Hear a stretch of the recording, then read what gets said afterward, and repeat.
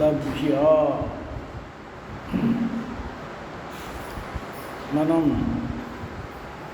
లభ్య అనే నామాన్ని గురించి చదువుతున్నాము. ఈ లభ్య అనే శబ్దానికి ప్రాప్యం, లభ్యం, గమ్యం ఇత్యాది శబ్దాలన్నీ పొందతగినది అంటే ప్రాప్యం, గమ్యం అంటే వెళ్ళతగినది అంటే గమ్యం, అలాగే లభ్యం అంటే పొందతగినది అని అర్థం. కానీ ఏది పొందబడిందే అయి ఉన్నదో అది కదా ఆత్మ. ఆత్మను పొందే ఉన్నాం. అది ఇక పైన పొందతగింది కాదు, పొందినదే అది. దాన్ని మనం పొందే ఉన్నాము. అందువల్ల దాన్ని లబ్ధం, లబ్ధ అని చెప్పవచ్చు. లబ్ధ అని చెప్పవని చోట లభ్య అని చెప్తున్నారు. ఎందుకు అలా చెప్తున్నారు? లబ్ధమైన దాన్ని లభ్యమని చెప్పడంలో కారణం ఏమిటి అని అంటే, లబ్ధమై ఉన్నప్పటికీ అది లబ్ధమైనది అనే విషయం తెలియకుండా ఉంది కాబట్టి దాన్ని పొందాలి అని చెప్తున్నారు. లభ్య అని చెప్తున్నారు. నిజానికి అది పొందబడిన వస్తువు. పొందబడినప్పటికీ మనం పొందినట్లుగా మనకే తెలియట్లే. మనకి ఆ జ్ఞానం లేదు, మనం దీన్ని పొందాము అని మనం అనుకోవట్లేదు.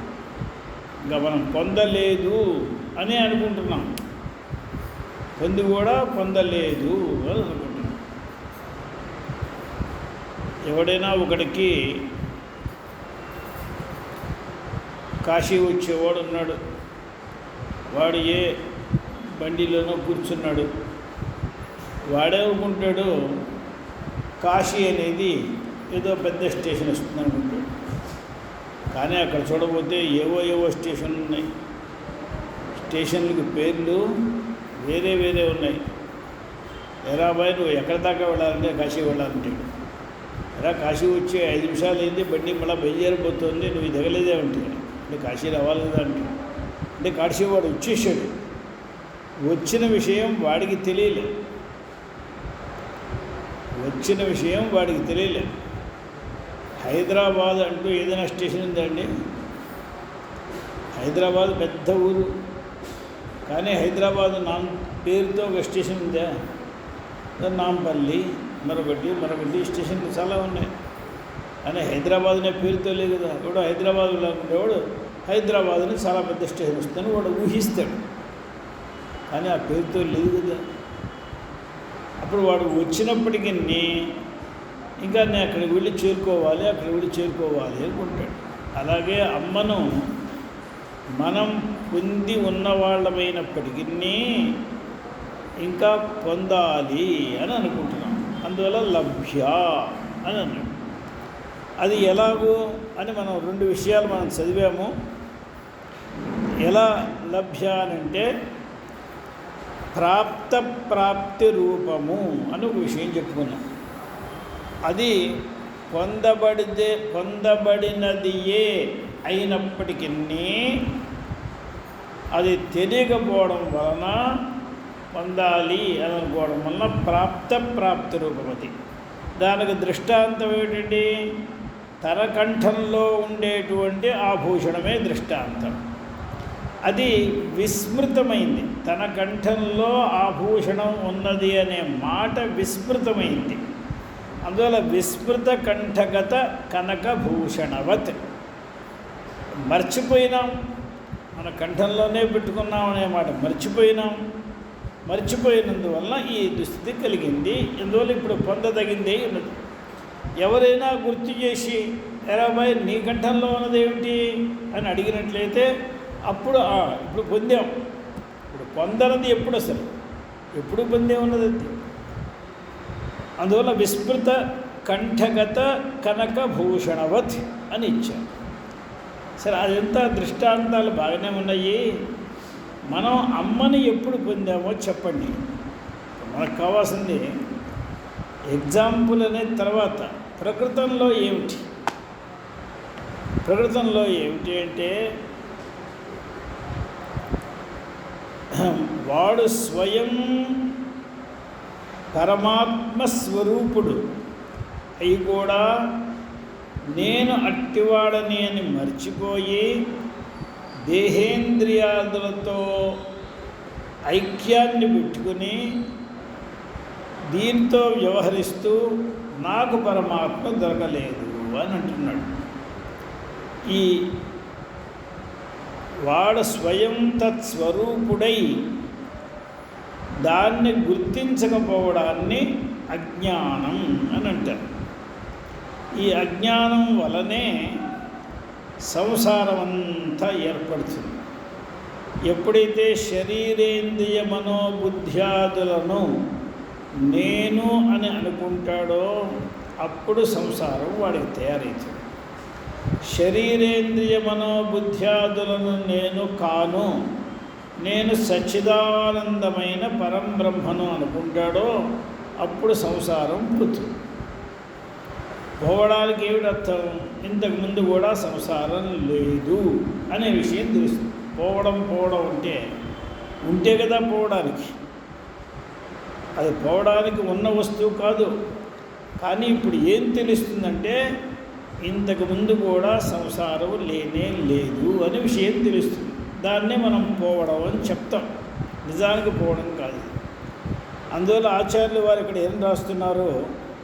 సంసార దశాయాం, ఈ సంసార దశ, ఈ దశ అనే దానికి ఒక స్టేజ్ అని అర్థం.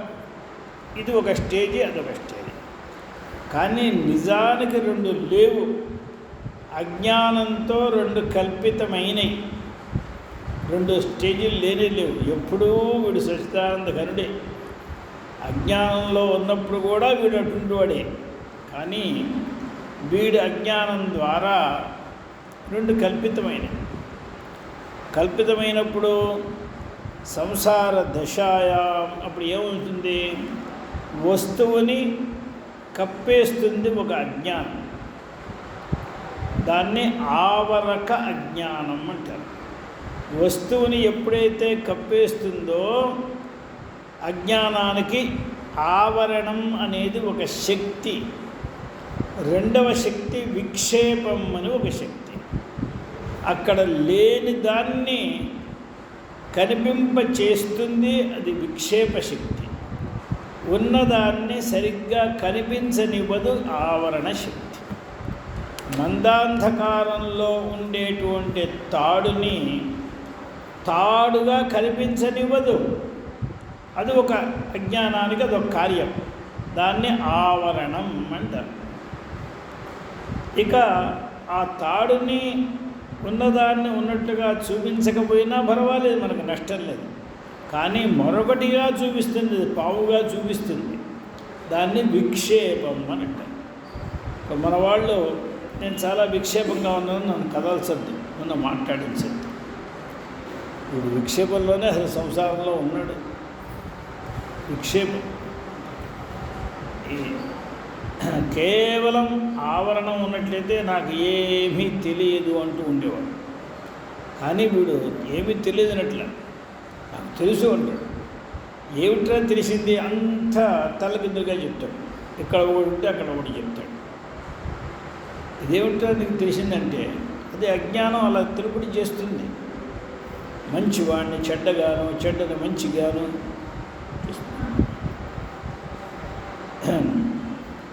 పశువులు కాచేవాడిని నమ్మవు, కషాయవాడిని నమ్ముతాయి. ఏమిటంటే ఇదే అజ్ఞానం. మనం కూడా అంతే. భగవంతుడిని నమ్మరా అంటే కొంచెం కష్టంగా ఉంటుంది. డాక్టర్ని నమ్మమంటే నమ్మేస్తాం. ఇప్పుడు ఎవరైనా మంచి జ్యోతిష్కులు కానీ, మాంత్రికులు కానీ, సిద్ధపురుషులు కానీ ఏదైనా మనకు ఉపాయం చెప్పి ఇది ఎలా చేయండి అలా చేయండి అంటే సరే ఏదో చాలామంది చాలా చెప్తారు లేనే ఎంతో చేస్తాం అని దాని మీద శ్రద్ధ ఉండదు. ఇదే ఎవరో ఒక డాక్టర్లు చెప్తే దాని మీద చాలా శ్రద్ధ ఉంటుంది. అలాగే మనం ఏకాంతంగా కూర్చుంటే మనకు భయం అని అనిపిస్తుంది. 10 మందిలో కూర్చుంటే భయం పోయినట్టుగా అనిపిస్తుంది. నిజానికి 10 మందిలో కూర్చున్నవాడికి భయం ఉంటుంది, ఏకాంతంగా కూర్చున్నవాడికి భయం లేదు. ఇదే అజ్ఞానం యొక్క ప్రభావం. అంత తల్లకిందులుగా కనిపిస్తూ ఉంటుంది. అందువల్ల సంసార దశాయాం ఆవరక అజ్ఞానేన, ఏ అజ్ఞానము ఆవరణ శక్తి ప్రధానమై ఉంటుందో ఆ అజ్ఞానము ఆవరక అజ్ఞానం, అది కప్పి పెట్టేటువంటిది. ఆ అజ్ఞానం చేత స్ఫుటం అప్రకాశమానా సతి. ఇక్కడ ఆత్మ అనే శబ్దాన్ని దేవి అని తీసుకొని స్త్రీలింగాలు వాడుతున్నారు.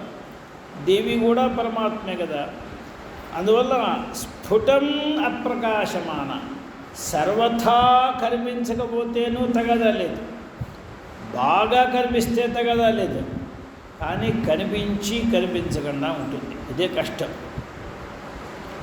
ఏమీ తెలియని వాడికి సంశయం ఉంటుందా? బాగా తెలిసిన వాడికి సంశయం ఉంటుందా? తెలిసి తెలియని వాడికి సంశయాలు ఉంటాయి. అలాగే ఇక్కడ తాడు ఉన్నది అని ఏమీ తెలియని వాడికి అక్కడ పావుల గురించి భయం ఉండదు. ఇక్కడ ఉన్నది తాడు అని తెలుసుకున్న వాడికి భయం ఉండదు. కానీ అక్కడ ఏదో ఒకటి పొడుగ్గా ఉన్నది, వంకరగా ఉన్నది, మెరుస్తున్నది, కదులుతున్నట్లుగా ఉన్నది, నా పక్కన చూసి బుస్తలు కొడుతున్నట్లుగా ఉంది. ఇది వచ్చిన కష్టం. అందువల్ల స్ఫుటం అప్రకాశమానా సతి, స్పష్టంగా కనిపించట్లేదు, ఏదో కొద్దిగా కనిపిస్తుంది.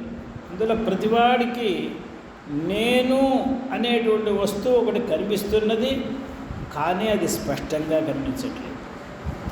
అది కనిపించకుండానూ లేదు. అసలు నేను అనేది నేనే లేదు అనుకుంటే గందరగోళం లేదు.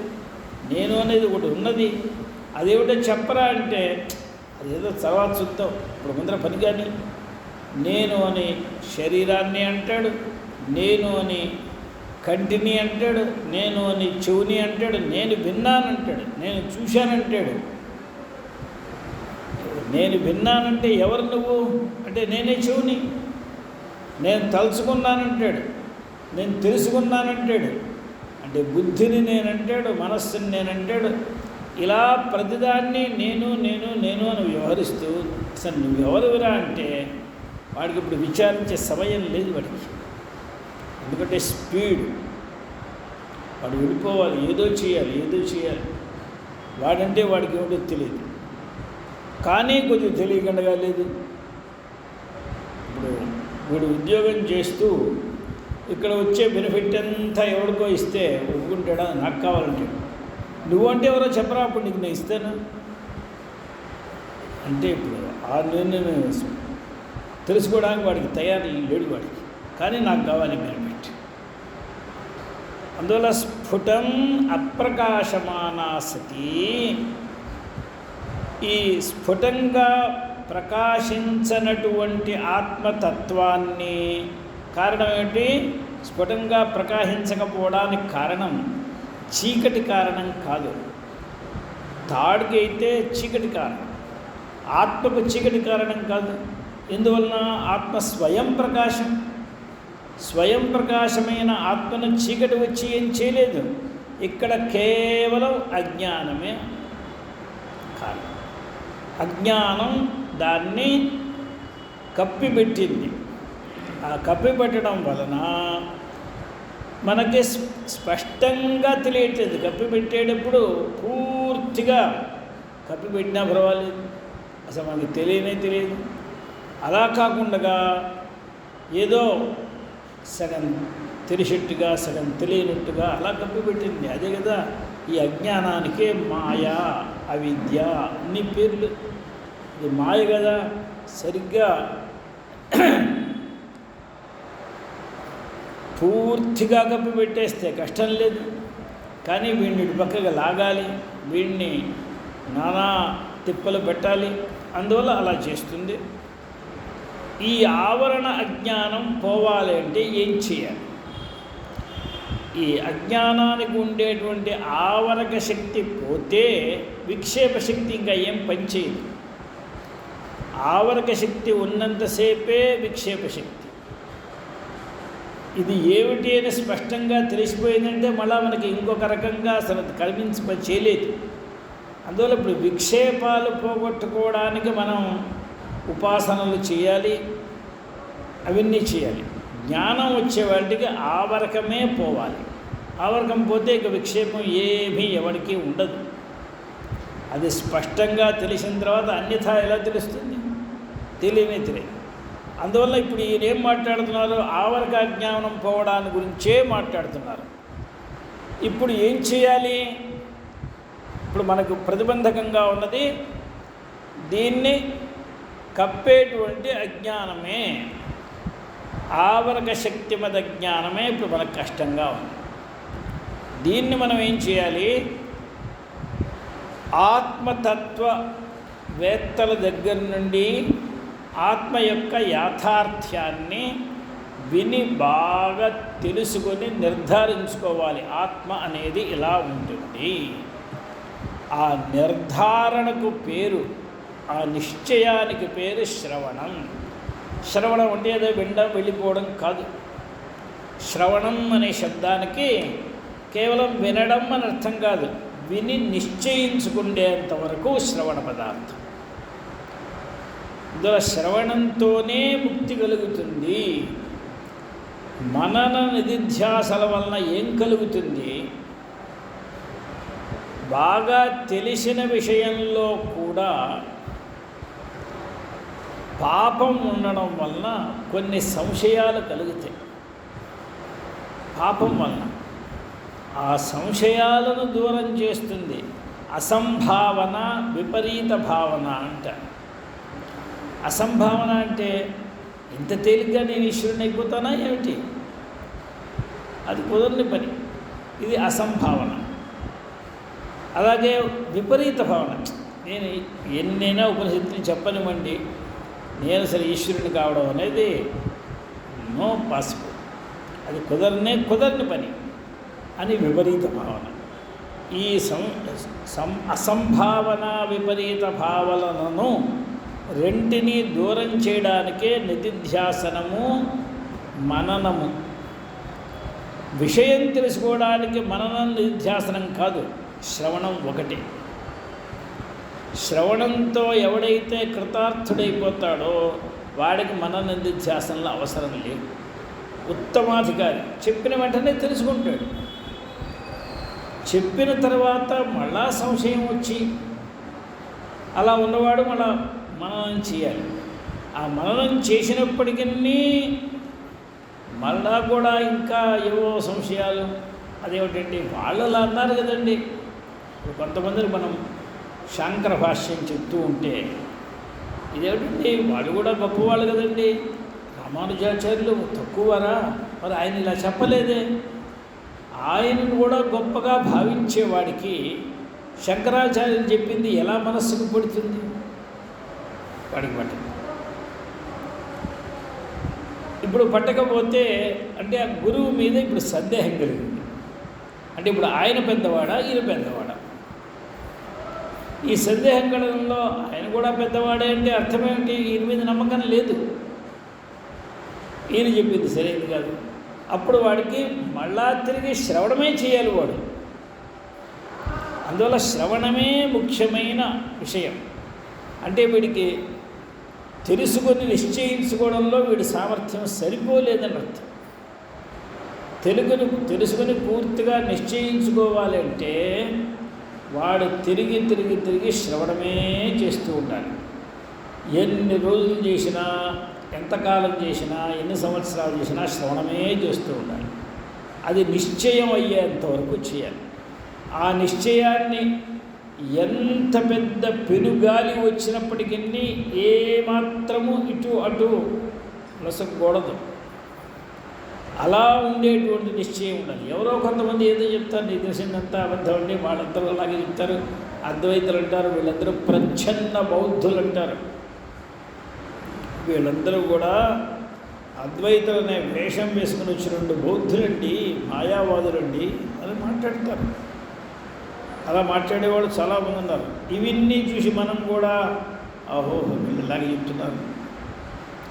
చాలా చిన్న వయస్సులో ఒక 2వ క్లాసులో కథ ఉండేది. దానిలో ఏముండేది, ఎవరో ఒక ఆయన తాను ఏదో యజ్ఞం చేసుకోవాలని తనకు కావాల్సిన సామాన్లు పట్టుకెళ్తూ ఒక మేకను కొనుక్కొని పట్టుకెళ్తున్నాడు. పట్టుకెళ్తూ ఉంటే ఊళ్ళో వాళ్ళందరూ ఆయా కుక్కర్ పట్టుకెళ్తాడేమో, బ్రాహ్మణ వేయండి. సరే వీళ్ళన్నమాటను పట్టించుకోలేదు. మళ్ళా పై ఊళ్ళో వాళ్ళు అలాగన్నారు, ఆ పై ఊళ్ళో వాళ్ళు అలాగన్నారు. ఒకడు నక్క అన్నాడు, ఒకడు కుక్క అన్నాడు. చివరికి వీడికి సందేహం వచ్చి దానికి వస్తే వదిలేసాడు. వీడి చేత వదిలించేంతవరకు వీడు వదలరు వాళ్ళు. అంటే వీడికి నిశ్చయం కలగాలి, సార్ నేను తీసుకున్నది ఇదే అనే నిశ్చయం వీళ్ళలో లేకపోతే ఎవరైనా ఎటైనా చేయగలరు. అందులో వాళ్ళ మాటలకు భయపడేటువంటి నిశ్చయం, ఇంత నిశ్చయం ఎవడు ఎన్ని చెప్పినా. అందుకనే గురువుల పైన అంతటి విశ్వాసం ఉండాలి. ఆ విశ్వాసానికే ఆస్తిక్య బుద్ధి అని పేరు.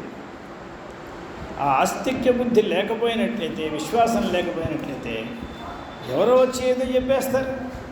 నీకు ఎందుకంటే పెద్ద మంత్రం చెప్తాను విను, ఆ మంత్రంతో నీకు మోక్షం వస్తుంది, ఈ జ్ఞానంతో ఏం మోక్షం రాదు, ఏదో చెప్తారు. అప్పుడు దాని వెనకాల పడిపోతే ఇదంతా పోతుంది. ఇప్పుడు దీవల్ల శ్రవణాది సంస్కృత అంతఃకరణ వృత్తౌ, అంతఃకరణంలో అనేకమైన థాట్లు వస్తూ ఉంటాయి. ఎక్కడ ఏ అంతఃకరణంలో మంచి థాట్లు వస్తాయంటే అంతఃకరణంలో థాట్లు అందరికీ వస్తాయి. దానికి కారణం మంచి థాట్లు వస్తాయి, చెడు థాట్లు వస్తాయి. మంచి వృత్తులు కలుగుతాయి, అధర్మమైన వృత్తులు కలుగుతాయి. ధార్మిక వృత్తులు, అధార్మిక వృత్తులు. ఈ ధార్మిక వృత్తులు, అధార్మిక వృత్తులు ఎలా కలుగుతాయంటే ఆ అంతఃకరణానికి ఒక వాసన ఉంటుంది. ఏ వాసన ఉంటుందో తదనుగుణమైనటువంటి వృత్తులు కలుగుతాయి. కొంతమందికి చిన్న వయస్సులోనే ఏదో గంగమ్మకి నమస్కారం పెట్టుకోవాలి, అక్కడి నుంచి ఒక చెంబడి నీళ్లు తీసుకోవాలి, ఏ శివుడికో నెత్తి మీద పొయ్యాలి, శివ శివ అనాలి, అక్కడి నుంచి అమ్మవారి దగ్గరికి వెళ్ళి కూర్చొని 2 శ్లోకాలు చెప్పుకోవాలి, ప్రదక్షిణం చేసుకోవాలి, ఇంట్లో అమ్మకి సహాయం చేయాలి అని ఏదో ఒక కలిగింది, ఒక బుద్ధి. ఇది ఎందుకు కలిగింది? అదే ఇంట్లో ఇంకొక పిల్లవాడు ఉంటాడు, ఇంకో పిల్ల ఉంటుంది, దానికి ఇవేం నచ్చం. దానికి అలా ఎందుకు కలిగింది, దీనికి ఇలా ఎందుకు కలిగిందంటే జన్మాంతరీయ వాసన దానికి కారణం. ఆ జన్మాంతరీయ వాసన ఎలా ఉంటుందో దానికి తగినట్లుగా వృత్తులు పుడుతూ ఉంటాయి. ఇప్పుడు మనం జన్మాంతరీయాన్ని గురించి ఇప్పుడు మనం ఏం చేయలేము. జన్మాంతరంలో మనం ఏం చేసుకున్నామో అదేదో మంచో చెడో ఉన్నదేదో ఉన్నది. ఇకపైన ఇప్పుడు ఇవాళ మనం చేయవలసింది ఆ అంతఃకరణంలో సద్వాసనను మనం తెప్పించుకోవాలి. మనకు ప్రయత్నం చేసి మనకి చేతనైతే తెప్పించుకోవాలి. దానికి శ్రవణాది సంస్కారముల్ని మనం తెచ్చుకోవాలి. ఎప్పుడు ఇదే విషయం వింటూ ఉంటే, ఇదే విషయం తలుస్తూ ఉంటే, ఇదే విషయం చింతిస్తూ ఉంటే మనస్సులో అటువంటి వృత్తులే పుడుతూ ఉంటాయి. అందువల్ల శ్రవణాది సంస్కృత అంతఃకరణం. ఇప్పుడు మీరు ల్యాబొరేటరీలో బ్లడ్ టెస్ట్ చేసేవాళ్ళని చూస్తారు. వాళ్ళు 10th చదువుకునే సమయంలో, 12th చదువుకునే సమయంలో బ్లడ్ టెస్ట్ చేయడం వాళ్ళకేం రాదు. మామూలుగా ఎక్కడైనా బ్లడ్ చూస్తే ఏదో అంతా రెడ్గానే ఉంది, ఇంత తేడా ఉంది, ఇది ఏం గ్రూపు అది ఏం గ్రూపు, దీంట్లో జ్వరం ఉందా, దీంట్లో కిడ్నీ బాగా ఉందా, అది ఎట్లా ఉంది ఇది ఎట్లా ఉందంటే వాడేం చెప్పలేడు. కానీ వాడు ఆ విద్యను చదువుకుంటాడు, చదువుకున్న తర్వాత దాన్ని ప్రాక్టికల్గా చూస్తూ ఉంటాడు. థియరీ ఒకటి, ప్రాక్టికల్ ఒకటి. ఈ రెంటిని చూసి తెలుసుకున్న తర్వాత కొద్ది రోజులకి వాడు ఈ బ్లడ్లో ఏమున్నది ఆ బ్లడ్లో ఏమున్నదని వాటికి తగినటువంటి పరికర సహాయ సంపత్తి గలవాడే చెప్తూ ఉంటాడు. దానికి తగిన ఇన్స్ట్రుమెంట్ కూడా కావాలి. అప్పుడు వాడు తెలుసుకుంటూ ఉంటాడు. ఇంతకుముందు తెలుసుకోలేని వాడు ఇప్పుడు ఎలా తెలుసుకున్నావురా అంటే, ఇంతకుముందు ఆ విద్యాహిత సంస్కారం వాడి దగ్గర లేదు. ఈనాడు ఆ విద్యాహిత సంస్కారం ఇప్పుడు ఉన్నది. అంటే ఇప్పుడు ఆ వాసనా సంస్కృతమైన మనస్సు ఇప్పుడు ఉంది, వాసనా సంస్కృతమైన మనస్సు ఆనాడు లేదు. ఈ వాసనా సంస్కృతమైన మనస్సులో ఇవన్నీ వాడికి తెలుస్తూ ఉంటాయి. మన కళ్ళకి తెలియంది ఆనాడు వాడికి తెలియంది ఈనాడు ఎలా తెలుస్తున్నది? దానికి కారణం ఆ సంస్కారం పెరగడం, ఆ వాసన దీని ముందు రావాలి. అలాగే ఇప్పుడు రత్న పరీక్షకులు ఉన్నారు. రాళ్ళు రప్పలు చూస్తే దగదగా మెరిసేటువంటి రాళ్ళు చాలా ఉంటాయి. దీనిలో నిజమైనటువంటి రత్నం ఏది, నిజం కేవలం రత్నం కాకుండా కేవలం మెరిసేది ఏదంటే మనం చెప్పలేము.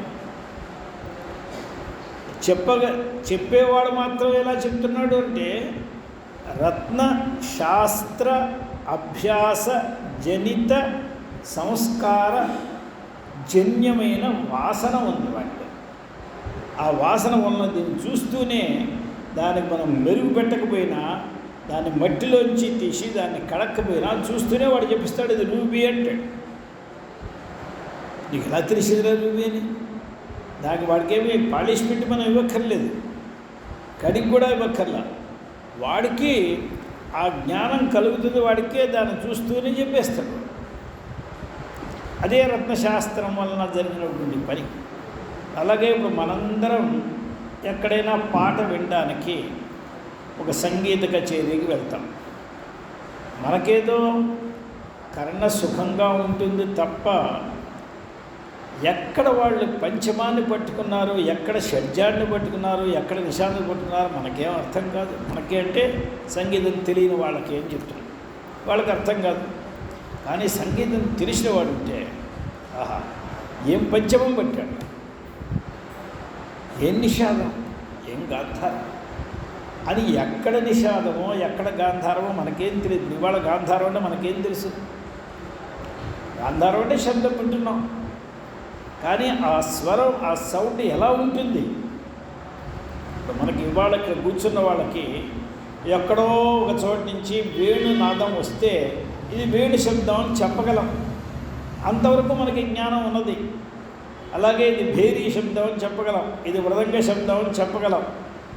ఈ శబ్దముల్లో ఉండేటువంటి తేడాలను తెలుసుకునేటువంటి సంస్కారం అయితే ఉన్నది. కానీ ఆ ధ్వని మధ్యలో ఉండేటువంటి స్వర విశేషముల్ని పట్టుకునే అంతటి సూక్ష్మమైన శక్తి మన బుద్ధిలో లేదు. కారణం మనం ఆ శాస్త్రం చదువుకోలేదు. గంధర్వ శాస్త్రాన్ని అభ్యసించినట్లయితే, దానిలో బాగా స్వరముల గురించి ఆరితేరినట్లయితే, తచ్శాస్త్ర సంస్కారజన్య వాసనా వాసితమైన అంతఃకరణంలో స్పష్టంగా తెలుస్తూ ఉంటుంది. అది స్పష్టంగా తెలుస్తుంటే, అందువల్ల దీనికి ఎక్కడైనా సరే మనకి అభ్యాసం కావాలి అంటే తత్తచ్ఛాస్త్ర సంస్కార జన్య వాసన వాసితమై అంతఃకరణం ఉండాలి. ఇలా అనేక చోట్ల వాళ్ళకి తెలిసిపోతూ ఉంటుంది. ఇప్పుడు మనకిక్కడ ఏ ఆత్మను అజ్ఞానం ఆవరించి కూర్చున్నదో అట్టి అజ్ఞానాన్ని పోగొట్టడానికి కావాల్సింది వేదాంత శాస్త్ర శ్రవణం కావాలి. ఆ శ్రవణం అనేది నిశ్చయం అని అర్థం. ఆ నిశ్చయం వలన ఆ నిశ్చయం మనకి ఒక అనుభవం వచ్చిన తర్వాత ఆ అనుభవం పోతూ సంస్కారాన్ని పుట్టించి పోతుంది. సర్వత్ర అనుభవం ఏమవుతుందంటే, ఈనాడు మనం ఈ ఎండాకాలంలో 4 మామిడికాయలు తిన్నాం. పై సంవత్సరం దాకా ఈ రుచి ఎలా గుర్తుంటుందండి? ఇవాళ తిన్న మామిడి తీపి నోటిలో అలాగే సంవత్సరం ఉంటుందా ఏమిటి? అది పై గంటకే పోతుంది. కానీ ఈ అనుభవం పోతూ పోతూ సంస్కారాన్ని పుట్టించిపోతుంది. ఈ సంస్కారం వాసనా రూపంలో పరిణితమై మన మనస్సులో ఉంటుంది. మళ్ళా సంవత్సరం అయిన తర్వాత అథవా 10 సంవత్సరాలకి మనం ఈనాడు తిన్న జాతినే తీసుకొస్తే వాడు అడుగుతాడు, ఓహో ఇది ఈ జాతి పండా అంటే వాడి వాసన ఎన్నాటికైనా ఉండనివ్వండి, అది ఉద్బుద్ధమవుతుంది. ఆ వాసనోద్బుద్ధమైతే వాడు స్పష్టంగా తెలుసుకుంటాడు. ఇన్ని సంవత్సరాలు ఎలా గుర్తుపెట్టుకున్నావురా? ఇన్ని సంవత్సరాలు కాదు, ఆ వాసన ఎంతకాలం ఉన్నా ఈ జన్మలోనే వాసన పోదు, జన్మాంతరంలో కూడా వాసన ఉంటుంది. ఎన్ని జన్మలకు పోయినా వాసనలు తప్పవు. దానినే శ్రీమద్భగవద్గీతలో రసం అని పేరు పెట్టాడు. అంటే ఇప్పుడు మనకి కొన్ని పండ్లు ఎండినట్లుగా కనిపిస్తాయి, ఎండినా అవి రసం పోవు, ఆ రసం దాంట్లో ఉంటూనే ఉంటుంది. కుంకుడికాయలు ఉన్నాయి, ఎండిపోయి ఉంటాయి. ఎండిపోయి ఉంటే అది ఎందుకు పనికిరావని అర్థమా? అదేం లేదు, దాన్ని నీళ్ళలో నానబెడితే దాని రసం వచ్చేస్తుంది. కరక్కాయ ఉంది, ఎండిన కొద్దీ రసం వస్తుంది. అది ఎంత ఎండితే అంత రసం వస్తుంది. అలా చాలా వస్తువుల్లో ఎంత ఎండినా కూడా డ్రై అయిపోయినంత మాత్రంతో రసం పోతుంది. ఆ రసం సారంగా మిగిలి ఆ అవయవాల్లో ఉంటూనే ఉంటుంది. దాన్ని కొంచెం మనం కరక్కాయ ముక్కను ఇంత చిన్న ముక్కను నోట్లో వేసుకుంటే 4 గంటల దాకా 5 గంటల దాకా అది రసం ఇస్తూనే ఉంటుంది. అంటే ఇంత డ్రై అయినటువంటి ముక్కలో అంత రసం ఉన్నది. ఇప్పుడు ఉన్నది కాబట్టి ఇస్తున్నది, లేకపోతే ఎక్కడి నుంచి ఇస్తుంది? ఆ రసం ఏమైంది? డ్రై అయిపోయినట్టుగా మనకు కనిపించిన రసాంశం ఏం డ్రై కాల. అలాగే మన అంతఃకరణం డ్రై అయిపోయినట్టుగా కనిపిస్తుంది, కానీ వాసనలన్నీ అలాగే పడి ఉంటాయి. ఒకసారి మనం ఆ పంచాంగం విప్పే వేళకి మొత్తం ఆ వాసనలన్నీ వచ్చి పడతాయి. అప్పుడు వాడికి తెలిసిపోతూ ఉంటాయి. జన్మాంతరీయ వాసన వలనే కొంతమంది చిన్న పిల్లలకి విద్యలు వచ్చేస్తూ ఉంటాయి. చిన్న పిల్లలు అత్యద్భుతంగా ఏదో నృత్యం చేస్తూ ఉంటారు, చిన్న పిల్లలు అద్భుతంగా రాసేస్తూ ఉంటారు, ఏదో కవిత్వాలు చేసేస్తూ ఉంటారు, ఏవో చేస్తూ ఉంటారు. అదంతా వాసన కారణం. కిందటి జన్మలో ఎంతో అభ్యాసం చేసి ఇప్పుడు ఎన్ని జన్మలు ఎత్తినా ఆ వాసన మాత్రం పోలేదు వాళ్ళకి, అలాగే ఉన్నది. అందువల్లనే ఒక సిద్ధాంతం ఉన్నది, ఏ గురువు కూడా ఏ శిష్యుడికి కొత్తగా ఒక చదువుని నేర్పలేడు. వాడిలో వాసనా రూపంలో ఉన్న విద్యను, ఆ వాసనను ఉద్బోధన చేయగలడు. చేస్తే వాడంతా వాడు తెలుసుకుంటూ ఉంటాడు. ఇప్పుడు ఈయన చేసేది ఏమిటంటే, అంటే మనం జ్ఞాపకం చేయాలి. ఎవడో ఒకడిని చూశాడు, ఇవాళ వాడు గుర్తు రావట్లేదు. అదేమిట్రా, మనం అక్కడికి వెళ్ళాం కదా, అక్కడ వాళ్ళతో మాట్లాడాం కదా, అక్కడి నుంచి వాళ్ళ ఇంటికి వెళ్ళాం కదా, అక్కడ వాళ్ళ ఇంట్లో ఉండగా ఎవరో ఒక ఆయన వచ్చాడు కదా, ఆయన మాట్లాడుతుంటే ఈయన వచ్చాడు కదా, ఈయన అనే వాటికి ఇప్పుడు గుర్తుకొచ్చింది. అంటే ఇది గుర్తు రావడానికి తగిన సామగ్రిని తెలిసి రావడమే ఉద్బోధనం అని అంటారు.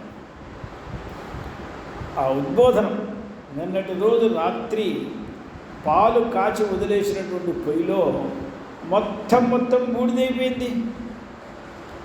ఏమీ లేదని మనం అనుకుంటాం, కానీ ఎక్కడో ఒక చిన్న నిప్పు కణిక ఉంటుంది. దాన్ని ఉఫ్ అని ఊస్తే అది చాలా ఇప్పుడు పెద్ద ప్రవృద్ధమైపోతుంది. ఆ అగ్నిని ఉద్బోధనం చేయాలి. అలాగే ఈ వాసనను ఉద్బోధనం చేయాలి.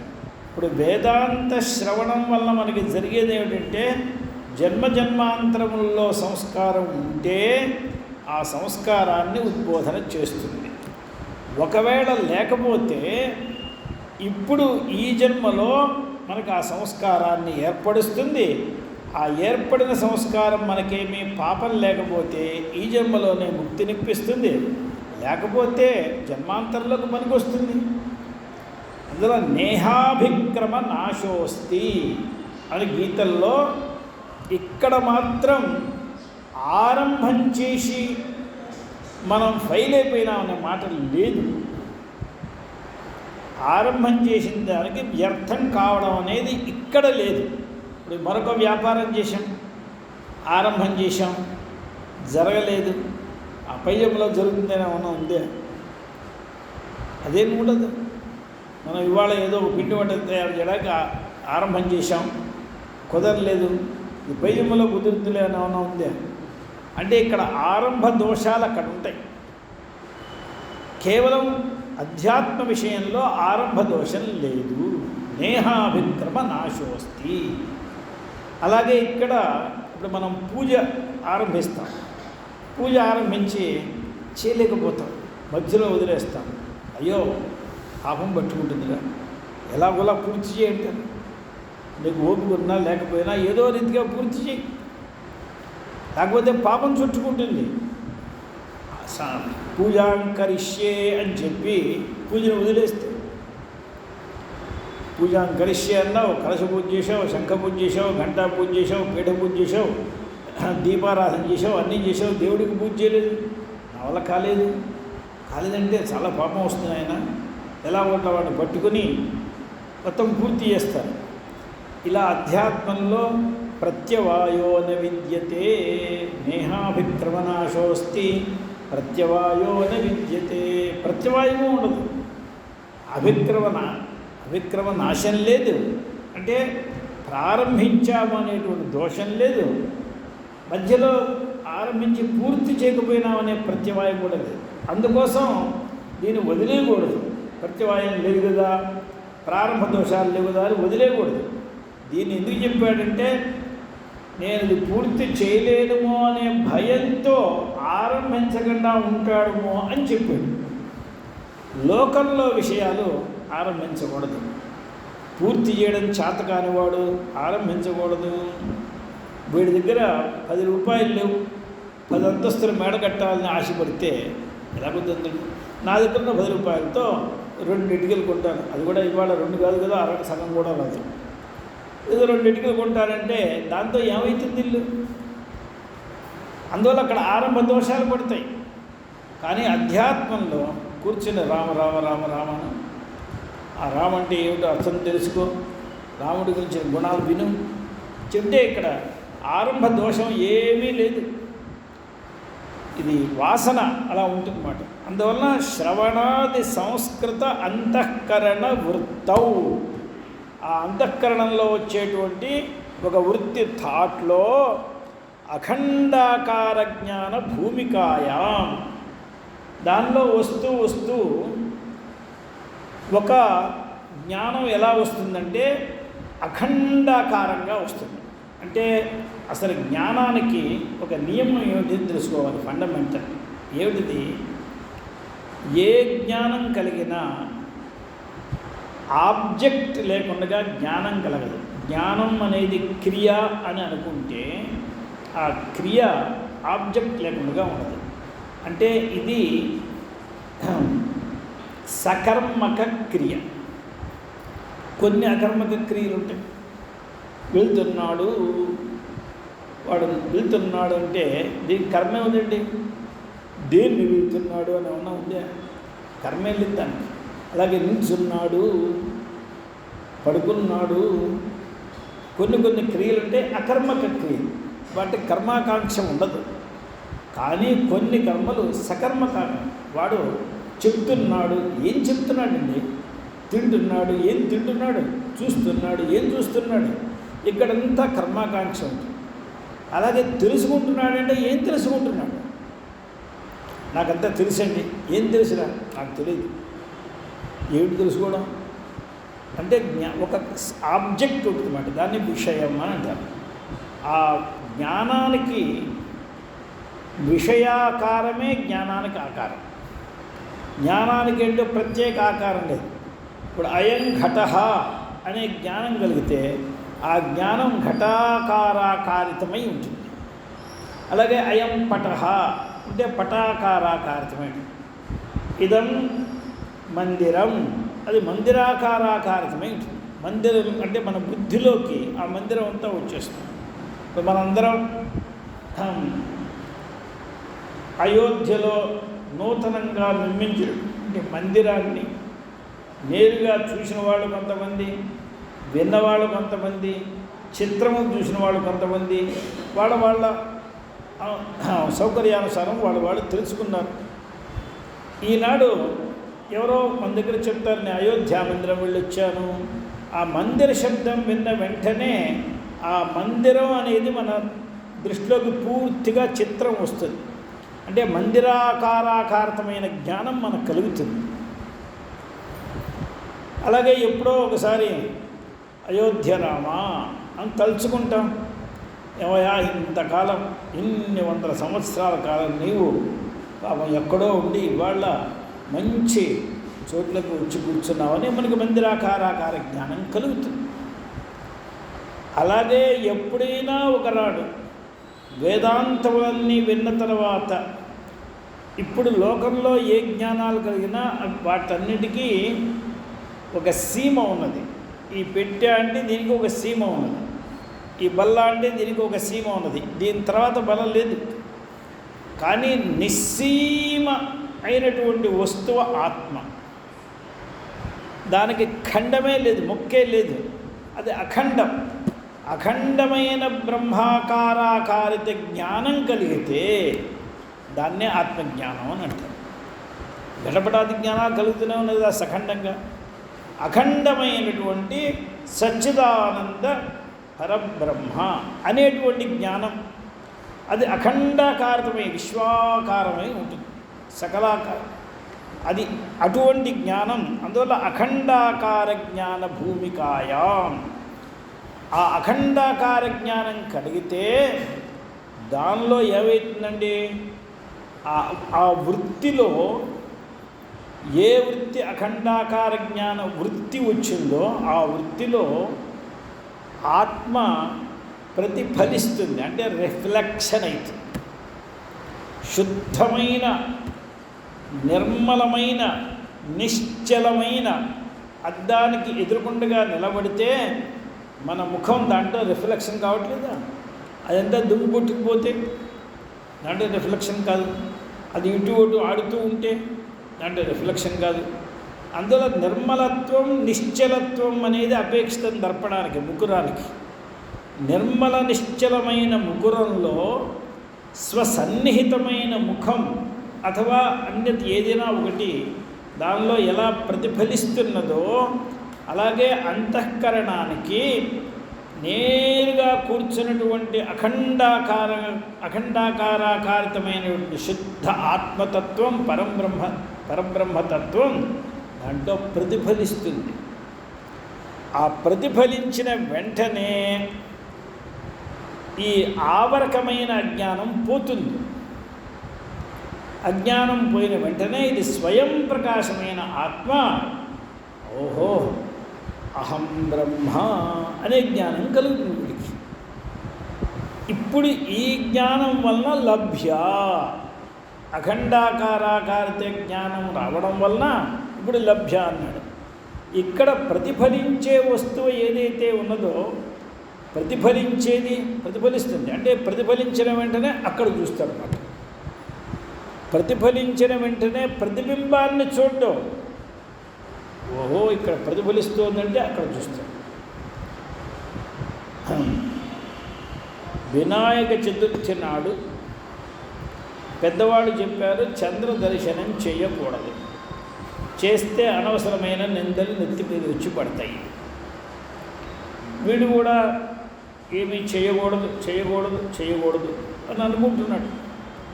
కానీ ఇంట్లో గోవులు పెట్టుకున్న వాళ్ళు గోవులకి సాయంత్రం పాలు దిగకుండా ఉంటే ఏమైపోతుందండి?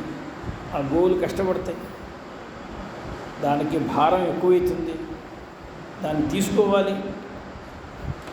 వీడు అక్కడికి వెళ్ళి మొట్టమొదటి సంకల్పం, ఇవాళ నేను చంద్రుడిని చూడకూడదు సంకల్పంతో వెళ్ళాడు గోష్ఠంలోకి.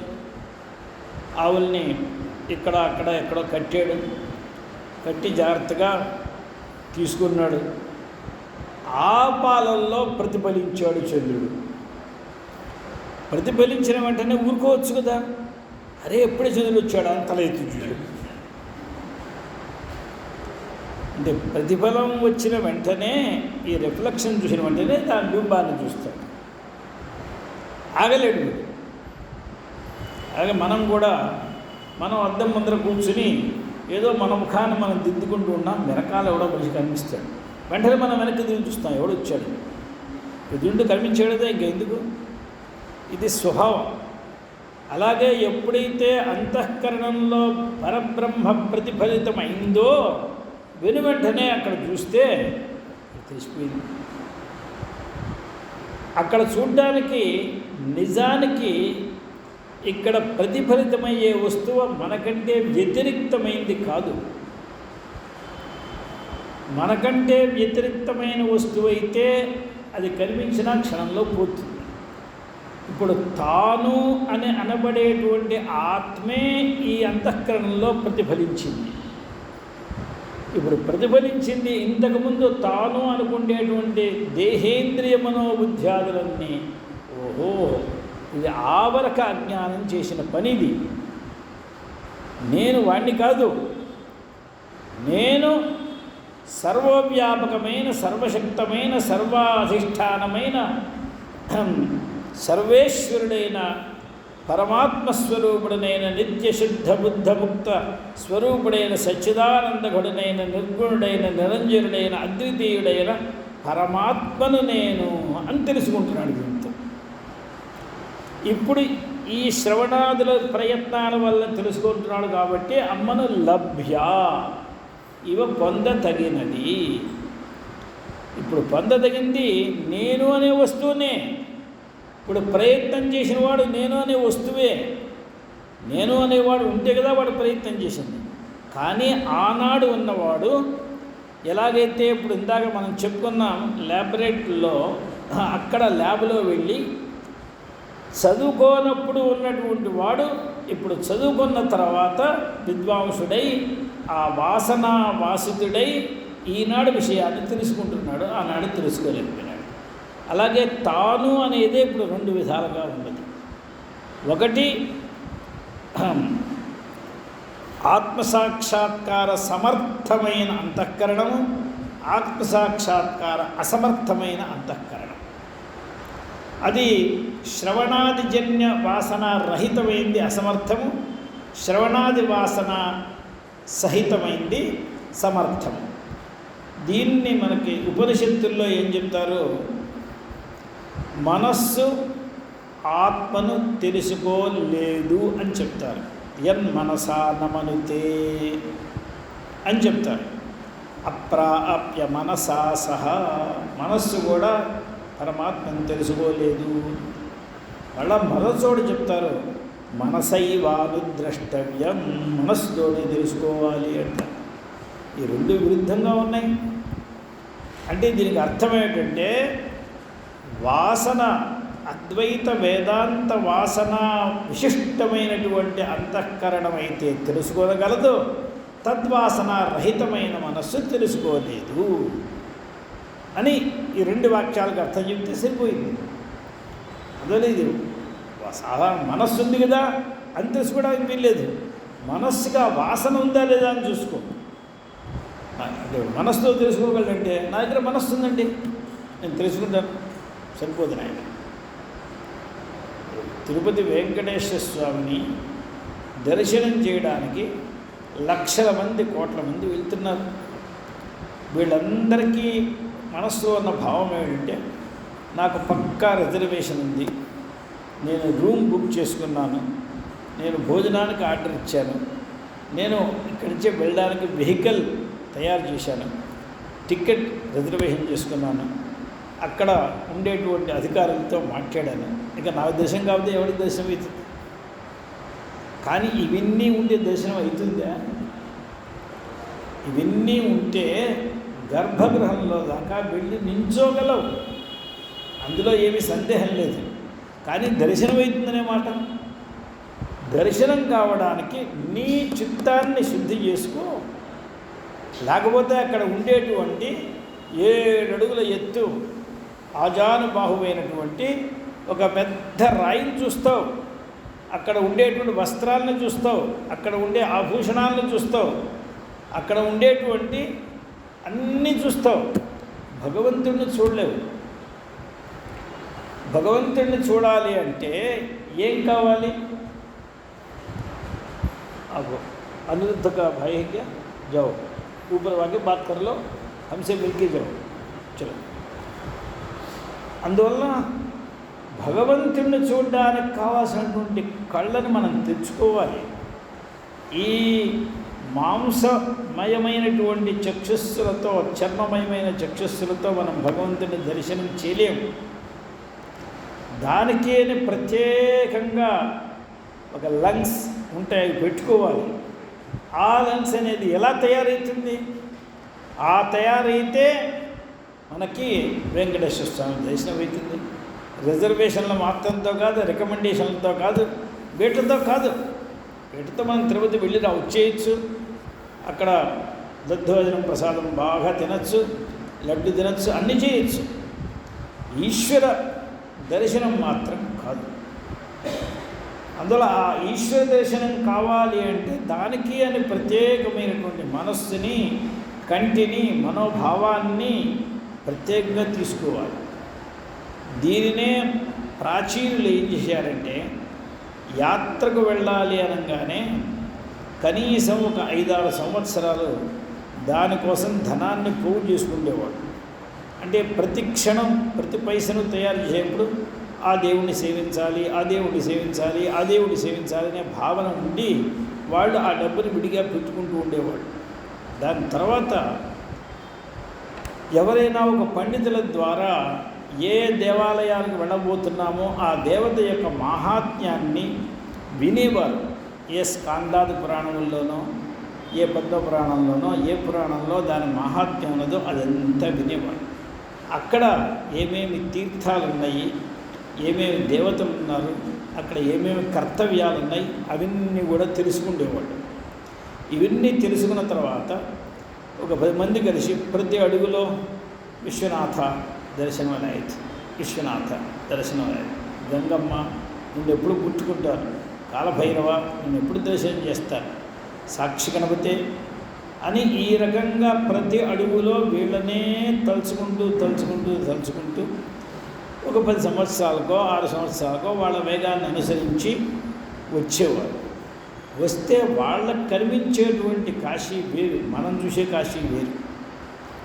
నేరుగా అనుకున్న వెంటనే ఫ్లైట్లో దిగేవాడు చూసేటువంటి కాశీ వేరు, వాళ్ళకు కనిపించే కాశీ వేరు. అసలు ఎందుకంటే వాళ్ళ వాసన ఇప్పుడు వాళ్ళకి ప్రతి క్షణం ప్రతి చోట వాళ్ళు వంట చేసుకోవడం, ఆ విశ్వనాథుడికి గంగా భవానీ అన్నపూర్ణ సమేత విశ్వనాథుడికి నైవేద్యం పెడుతూ ఉండడం, వాళ్ళ దర్శనం చేసుకుంటూ ఉండడం. మరి ఏ రోజుకి ఆ రోజు మనం అక్కడి దాకా వెళ్తామా వెళ్ళమా అనే సందేహంలో విశ్వనాథ దర్శనం అవుతుందా లేదా, ఈ జీవనం అన్నాళ్ళు వరకు ఉంటుందా ఉండదా, శరీరం పడుతుందా ఏమిటి, ఇంత కష్టపడుతూ విశ్వనాథుడిని అనుక్షణం తలుచుకుంటూ ఉంటే ఆ విశ్వనాథుడు మనకి దర్శనం ఇచ్చినట్టే వాళ్ళకు కూడా దర్శనం ఇస్తాడా ఏమిటి? ఆయనే ప్రత్యేకమైన భగవంతుడు. భగవద్గీతలో అర్జునుడు నేను విశ్వరూపాన్ని చూడాలి అంటే ఆయనే స్వయంగా ఇచ్చాడు. దివ్యం దదామి తే చక్షు, ఆ చక్షుస్సుని ఆయనే ఇచ్చాడు, ప్రసాదించాడు. నువ్వు తెచ్చుకో, నువ్వు కొనుక్కొచ్చుకో, నువ్వు ఆన్లైన్లో బుక్ చేసుకో అనలేదు. ఆయన స్వయంగా అనుగ్రహించి ఇప్పుడు చూడరా అన్నాడు. అలాగే ఆ భక్తులకు ఆయనే ఆ చక్షుస్సుని ఇచ్చి ఇప్పుడు చూడమంటాడు.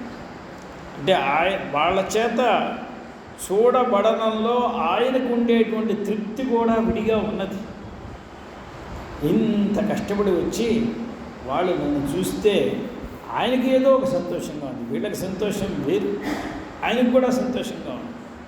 అటువంటి సంతోషం ఉండి వీళ్ళకి ఎంతైనా హెల్ప్ చేస్తాడు, వీళ్ళకి ఎంతైనా సహకారం చేసి వీళ్ళని ఉద్ధరిస్తాడు. అటువంటి వాళ్ళ మీదే తను పూర్తిగా బాధ్యతను నెత్తినేసుకుంటాడు. నాశయామ్యాత్మభావస్థ, అజ్ఞానాన్ని నేను పోగొడతానయ్యా అని అన్నాడు. ఎవరి విషయంలో నేను పోగొడతా అన్నాడు?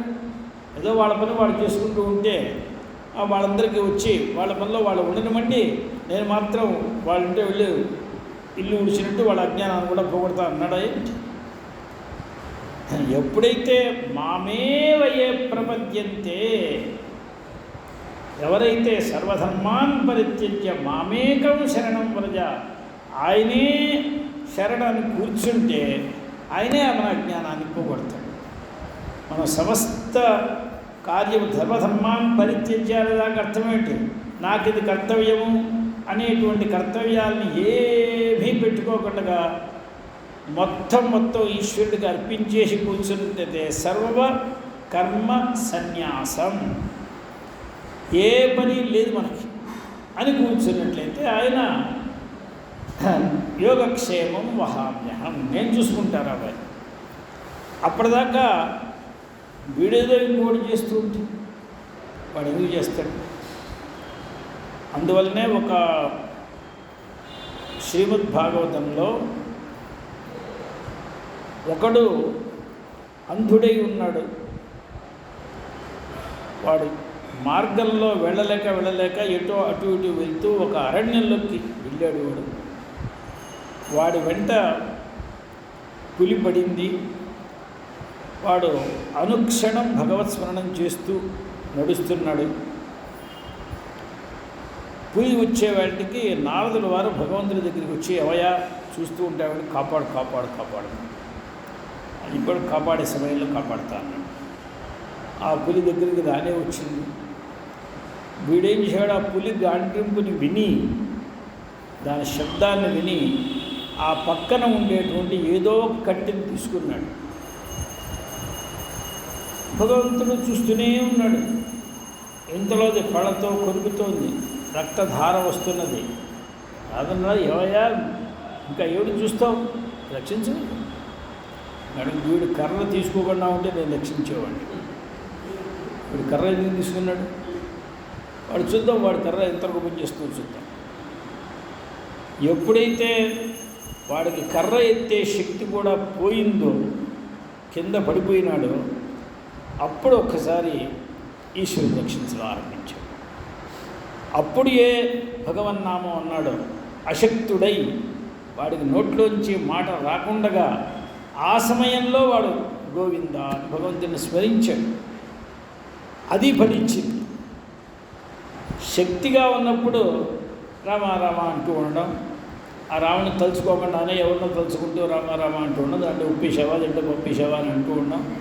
ఇదేం లాభం లేదు. ఇక్కడ పెద్ద పెద్ద మారువాడీలు ఉంటారు, పెద్ద పెద్ద వ్యాపారస్తులు, వాళ్ళందరికీ రామ్ రామ్ అనడం ఒక పెద్ద షోకు. వాళ్ళకి మారువాడీలకి రామ్ రామ్ అంటూ ఉంటారు. ఎవరైనా వచ్చి వాళ్ళ దగ్గర గ్రామాల నుంచి వచ్చి నెయ్యి కొట్లో కొనుక్కోండి అని తెచ్చిస్తారు. ఇప్పుడు రామ్ రామ్ అంటూనే రే పెద్దవాడా అని పిలుస్తాడు. అక్కడ పెద్దవాడే వెళ్ళాడు, ఇప్పుడు పిలుస్తాడు. మళ్ళీ ఇంతలో వీళ్ళ దగ్గర కొనడానికి కూడా వస్తాడు. ఈయన రామ్ రామ్ అంటూనే చిన్నవాడా అంటాడు. అక్కడ చిన్నాడు లేడు, పెద్దాడు లేడు. దీనికి అర్థం ఏంటి? అక్కడ ఉన్నది ఒకే ఒక వీడికి సర్వెంట్. వీడినే పెద్దోడు ఆపిస్తాడు, వీడినే చిన్నోడు ఆపిస్తాడు. అంటే కొనేటప్పుడు తెచ్చేటువంటి పాత్ర వేరు పెద్దోడు అంటే, అమ్మేటప్పుడు తెచ్చేటువంటి పాత్ర వేరు అని వస్తుంది. ఇంత భేదాన్ని పెట్టి రామరామ అంటుంటే ఏమొస్తుందండి? వాడు రామరామ అంటూనే ఉంటాడు. వాళ్ళకి ఇంతకుముందు గ్రామాల నుంచి ఏవో తెచ్చి పాపం కొట్టల్లో అమ్మేసేవాడు కదా, అవే కొనుక్కొని వీళ్ళు కూడా అమ్మేవాళ్ళు. ఇప్పటిలాగా ప్యాకెట్లు దిగట్లు అటువంటి హడావిడేం లేదు కదా, ఇంతకుముందు అలాగే అమ్మేవాడు. కూడా రామరామ అంటూనే ఉంటాడు. ఇవన్నీ సర్వాత్మన వ్యర్థమని మనం చెప్పకూడదు. ఇవి కూడా ఎప్పుడో కాలానికి వస్తాయి. కానీ మనకి ఇప్పుడు మనం అనుకునేటువంటి ముఖ్య ప్రయోజనానికి రావాలంటే ఇవన్నీ సెల్ఫ్. ఇవన్నీ సర్వస్వము పోతున్నప్పటికీ భగవంతుడిని స్మరించినట్లయితే ఆ స్మరణ వాడికి అనేకంగా ఉంటుంది. అందువల్ల దీన్ని ఇక్కడ చెప్తూ సంస్కృత అంతఃకరణవృత్తో అఖండాకార జ్ఞానభూమికాయాం ప్రతిఫలిత స్వరూపేణ, ఎప్పుడైతే తానే ఇక్కడ ప్రతిఫలించి తానే ఈ వైభవంగా ఉన్నాడనే విషయాన్ని గుర్తించాడో, తన్ని తానే చూసుకున్నాడు అంతఃకరణంలో. ఇప్పుడు తన్ని తాను దేహేంద్రియ మనోబుద్ధ్యాలను వదిలేసి శుద్ధమైన స్వాత్మ దర్శనం చేశాడు. చేస్తే దాని వైభవం ఇదే పరమాత్మ తెలిసింది. అప్పుడు తను ఇక్కడే ఉంటున్నప్పుడు నాకు పరమాత్మ తెలియదు అనేటువంటి అజ్ఞానము విస్మృత కంఠ కనకభూషణవత్ అనే ఉదాహరణ ఇప్పుడు మనకు బాగా అర్థమైంది కదా. ఇది ప్రాప్తి, దీనివల్ల లభ్య.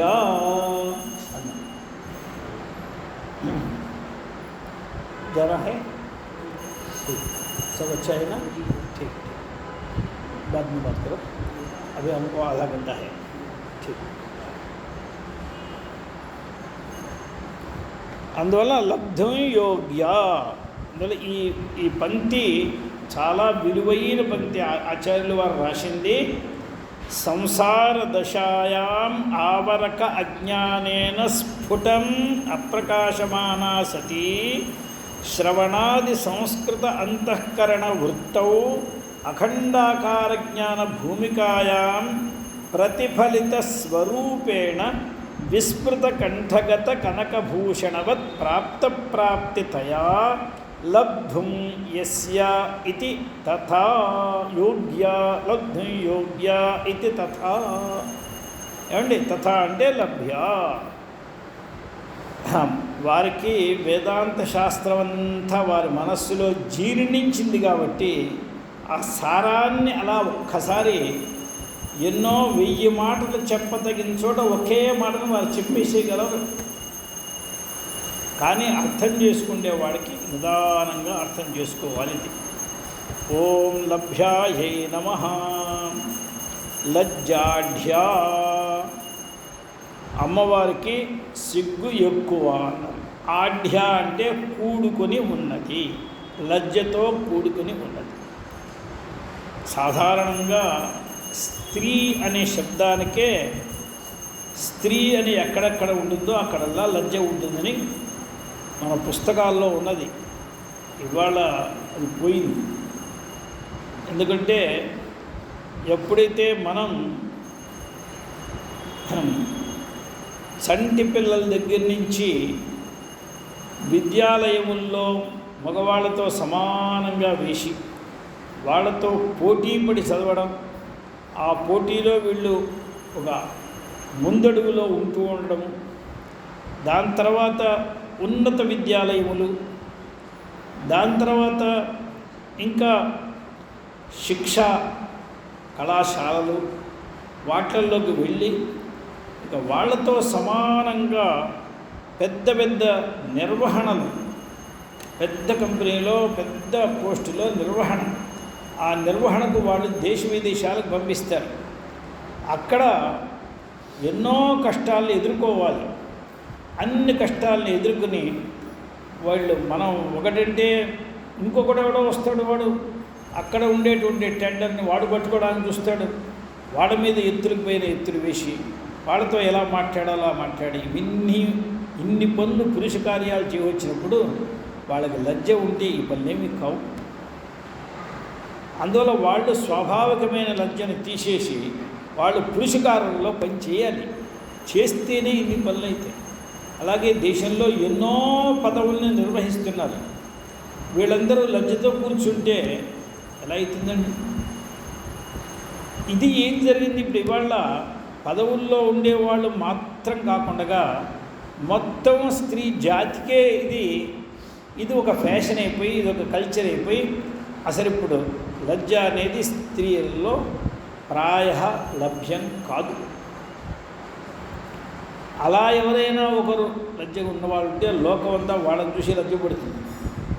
ఇలా కూడా ఒక స్త్రీ వాళ్ళు ఉందా 2024 ఇది ఏమన్నా వెనక్కి వెళ్తుందా అని చూసుకునే స్థితి వచ్చింది. కానీ స్త్రీ స్వభావానికి లజ్జ అలంకారం అని మన శాస్త్రములు, అదొక భూషణం అని చెప్తారు మన వాళ్ళు. ఈమె లజ్జాఢ్య, లజ్జతో కూడుకొని ఉన్నది. అందువల్ల ఇప్పుడు ఈమె ఆఢ్య అంటే కూడుకున్న ధనాఢ్యులు, ధనంతో కూడుకున్నవారు. లజ్జాఢ్యులు అంటే లజ్జతో కూడుకున్నవారు. ఇప్పుడు లజ్జ అనేది కేవలం శరీరంలో చూపిస్తే సరిపోదు, అది మనస్సులోంచి రావాలి. ఆ భావం మనస్సులోంచి వస్తే అప్పటికప్పుడు కళ్ళు కిందకి చూస్తాయి, శరీరం అంతా సంకుచితమవుతుంది, కాస్త శరీరం వంగుతుంది, స్వరం దానంతర అది సన్నగిల్లుతుంది. ఇవన్నీ మనస్సులో సిగ్గు అనేది ఉన్నప్పుడు ఇవన్నీ జరుగుతాయి. మనస్సులో సిగ్గు అనేది లేకపోతే ఇవన్నీ తెచ్చి పెట్టుకోవాలి. తెచ్చి పెట్టుకున్నవి ఎంతసేపు అయిందా కాలేదా, అది తెచ్చుకున్నది ఉండదు. స్వాభావికంగా ఉంటే అలాగే ఉంటుంది. ఇప్పుడు శారీరక ధర్మాలు మాత్రం కాకుండా అంతఃకరణలో ఉండే ధర్మాలు కూడా వాళ్ళకి ఒక గర్వం అనేది పైకి రాదు. గర్వం అనేది వస్తే సౌండ్ పెరుగుతుంది. సౌండ్ పెరగడం మాత్రం కాదు, అక్కడ వచ్చేటువంటి శబ్దాలు విలక్షణమై ఉంటాయి. అలాగే ఒక అహంకారం అనేది ఉండకూడదు. అలాగే అక్కడ నాకు తెలియంది ఏమిటి, అలాగే ధైర్యం ఇత్యాది అంతఃకరణంలో ఉండే గుణములు కొన్ని కనుక లేచినట్లయితే వాళ్ళు ఆ లజ్జను మెయింటైన్ చేయలేరు, బయటపడిపోతారు. అందువల్ల ఉపలక్షణం అంతఃకరణ ధర్మాణం సర్వేషాం, కేవలం బయట శరీరాన్ని వంచడము, ఏదో కొంత సౌండ్ని కొంచెం తగ్గించడము, ఏదో శరీరంలో కంపిస్తున్నట్టుగా చూపించడం శారీరకమైనటువంటి లక్షణాలు కాదు, అంతఃకరణంలో ఉండే ధర్మాల్లో వేరు రావాలి. అందువల్ల అన్నీ కూడా లజ్జ అనే దానికి ఏమేమి గుణములు ఉండాలో అవన్నీ కలిసి వస్తే వాట్లతో ఆఢ్య తద్వత్వేన ఆకారవతి, ఆ లజ్జతో ఈమె ఆకారం కలిగింది అని అర్థం. అంటే ఇప్పుడు అమ్మవారికి లజ్జన గురించి చెప్పినందువలన ఇప్పుడు మనకేమిటంటే లాభం అవసరం. ఆమెకు శివుణ్ణి చూస్తే లజ్జ ఉండొచ్చు, కానీ ఆమెను మనం శ్రీ మహారాజ్ఞి అని చెప్తున్నాం. ఈ శ్రీ మహారాజ్ఞి అనే ఆమె లజ్జపడి ఉంటే ఏ రకంగా రాజ్యం నిర్వహణ చేస్తుంది? ధూమ్రాక్షస్య నాశిక, ధూమ్రాక్షులతో యుద్ధం చేయాలంటే లజ్జపడుతూ హి అంటూ ఉంటే ఏం చేస్తుంది? పెద్ద పెద్ద మహామహా రాక్షసులతో యుద్ధాలు చేసింది. ఆశ్చర్యం ఏమిటంటే ఈశ్వరుడు త్రిపురాసులతో సంహారం చేశాడు. విష్ణుమూర్తి దశావతారాలు ఎత్తి ఎంతోమంది రాక్షసులతో చేశాడు. ఒకళ్ళిద్దరు రాక్షసులు కాదు, హిరణ్యాక్షుడు, హిరణ్యకశిపుడు, మన రావణాసురుడు, కుంభకర్ణుడు, వాడు శిశుపాలుడు, అనేక మందితో యుద్ధం చేశాడు. మరి అమ్మవారు ఎంతమందితో యుద్ధం చేసింది అన్నప్పుడు మొత్తం విష్ణుమూర్తి, శివుడు, బ్రహ్మగారు, గణేశుడు, మన గురుడు అందరూ కలిసి, ఇంద్రుడు అందరూ కలిసి ఎన్ని యుద్ధాలు చేశారో దాన్ని మించిన యుద్ధం ఈవిడ చేసింది. ఎందుకంటే ఈవిడ యుద్ధంలో ప్రధానమైన ఒక విలన్ కూడా ఉన్నాడు. వాడికి సహాయంగా వచ్చారు ఈ విష్ణువు చేత చంపబడినటువంటి రాక్షసులు అందరూ, ఈశ్వరుడి చేత చంపబడిన రాక్షసులందరూ. విఘ్నేశ్వరుడి చేత చంపబడిన రాక్షసులందరూ, మన సుబ్రహ్మణ్యుడి చేత చంపబడిన రాక్షసులందరూ సహాయంగా వచ్చారు. అంటే వీడు ఎంత పెద్దవాడు. ఇప్పుడు ఈ సహాయంగా వచ్చిన వాళ్ళని కూడా చంపాలి కదండి. అందువల్ల ఆమె ఏం చేసింది, వీళ్లను మీద దృష్టి పెట్టాలా, వాడి మీద దృష్టి పెట్టాలా? భండాసురుడు ఉన్నాడు కదండి, ఆ భండాసురుడు చాలా పెద్దవాడు. భండాసురుడు ఒక కాల్ చేస్తే రావణాసురుడు రుక్కుంటూ వస్తాడు. వీడు ఒక కాల్ చేస్తే హిరణ్యాక్షుడు వచ్చేసాడు. మొత్తం భండాసుర యుద్ధంలో సమస్త రాక్షసులు ఉన్నారు. ఈమె ఏం చేసింది, ఒకసారి ఇలా చేపెట్టింది. పెడితే ఈ గోళ్లల్లోంచి 10 మంది విష్ణు అవతారాలు వచ్చినాయి. ఈ 10 మందిని చూసుకుంటున్నారు. ఈమె విష్ణువులకి ఏం కాల్ చేయలే, వాడు చేసినట్లుగా. ఈమె శరీరంలో ఉన్నారు, రాండ్రా బయటికంది. అందులో కరాంగుడి నఖోత్పన్న నారాయణ దశాకృతి. వాళ్ళు వచ్చి వాళ్ళ పని చేసుకుని, అమ్మ ఏమిటలా వీళ్ళు కూర్చో. అందులో ఒకసారి భండాసురుడు పెద్ద విఘ్నయంత్రాన్ని వేశాడు. ఆ విఘ్నయంత్రాన్ని చూసంగానే ఎవ్వరికీ అమ్మవారి దగ్గర ఉండేటువంటి వారాహి, వార్తాళి, అశ్వారూఢ వీళ్ళందరికీ మతిపోయింది. ఏం చేయాలో తెలియట్లే, ఏం మంత్రం చెప్పాలో తెలియట్లే, అసలు ఏం తెలియట్లేదు. ఆ సమయంలో చూసింది కామేశ్వరుని, ఎవరు కూర్చున్నావేంటి, ఆయన అంతకంటే ఏం చేస్తాడు కూర్చోవడం కంటే, అలా కూర్చుంటాడనే వివాహం చేసుకుంది. ఒకసారి చూసిన వెంటనే విఘ్నేశ్వరుడు పుట్టేశాడు. ఆమెకు ఇంకా ఏం ఆలస్యం లేదు, చూపుతోనే ఆయన పుడుతూనే విఘ్నయంత్రాలు నీపోయినాయి. కామేశ్వర ముఖాలోక కల్పిత శ్రీ గణేశ్వర మహాగణేశ నిర్భిన్న విఘ్నయంత్ర ప్రహర్షిత. అలాగే బాలమ్మ వచ్చింది, బాలా విక్రమనందిత. ఆ బాల విక్రమాన్ని చూసి ఆనందించింది. అంటే సర్వశక్తులు ఈ ఊళ్ళో ఉన్నాయి. మరి ఇంతగా యుద్ధం చేసే ఆమెకు లజ్జాఢ్య అంటే ఏమిటి అర్థం? లజ్జాఢ్య అనే శబ్దానికి అర్థం ఏం చెప్పాలి మనం?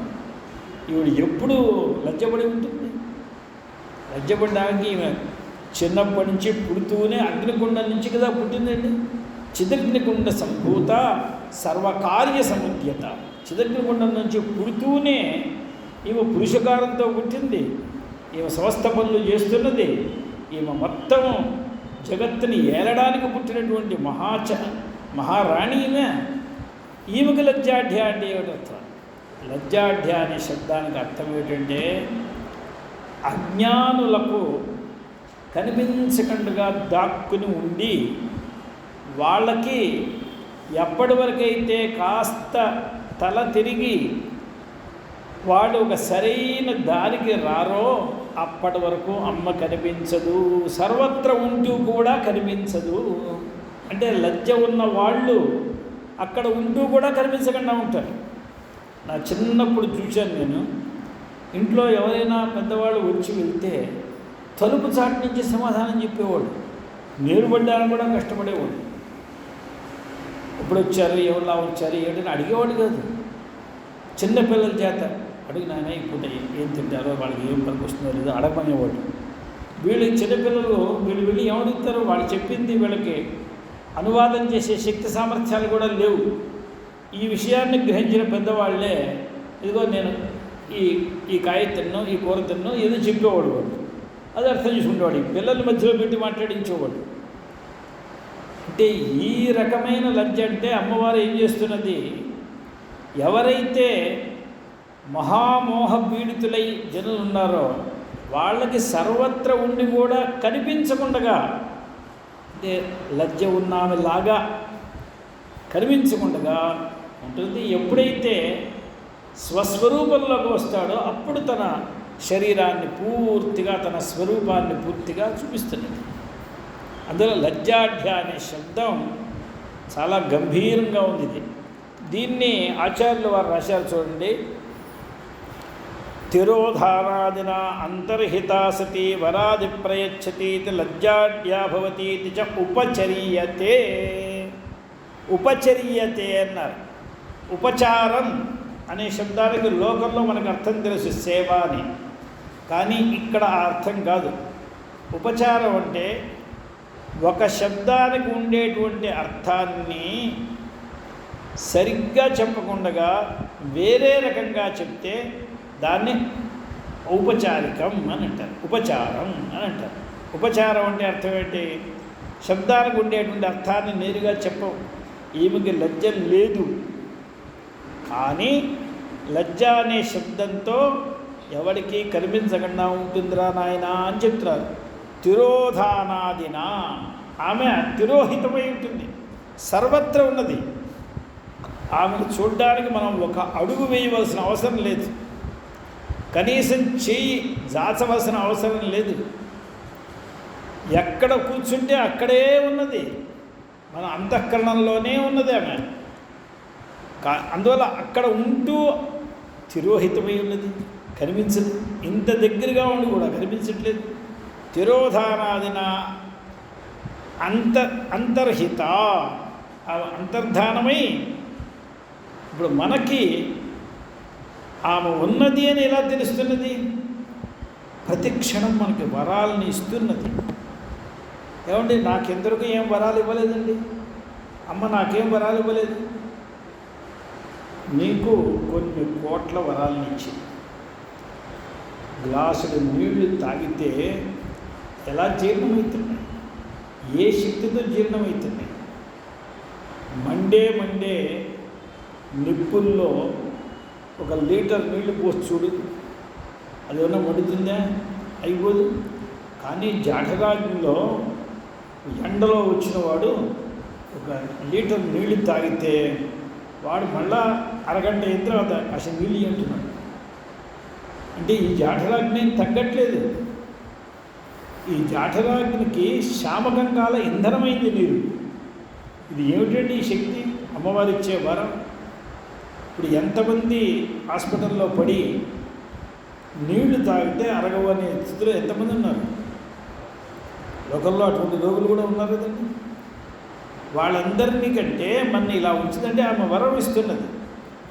అంతకాదు, కన్ను చూస్తున్నది, చెవు వినిపిస్తున్నది, శ్వాస ఆడుతున్నది, కాళ్ళు చేతులు తిరుగుతున్నాయి, బుద్ధి పనిచేస్తున్నది.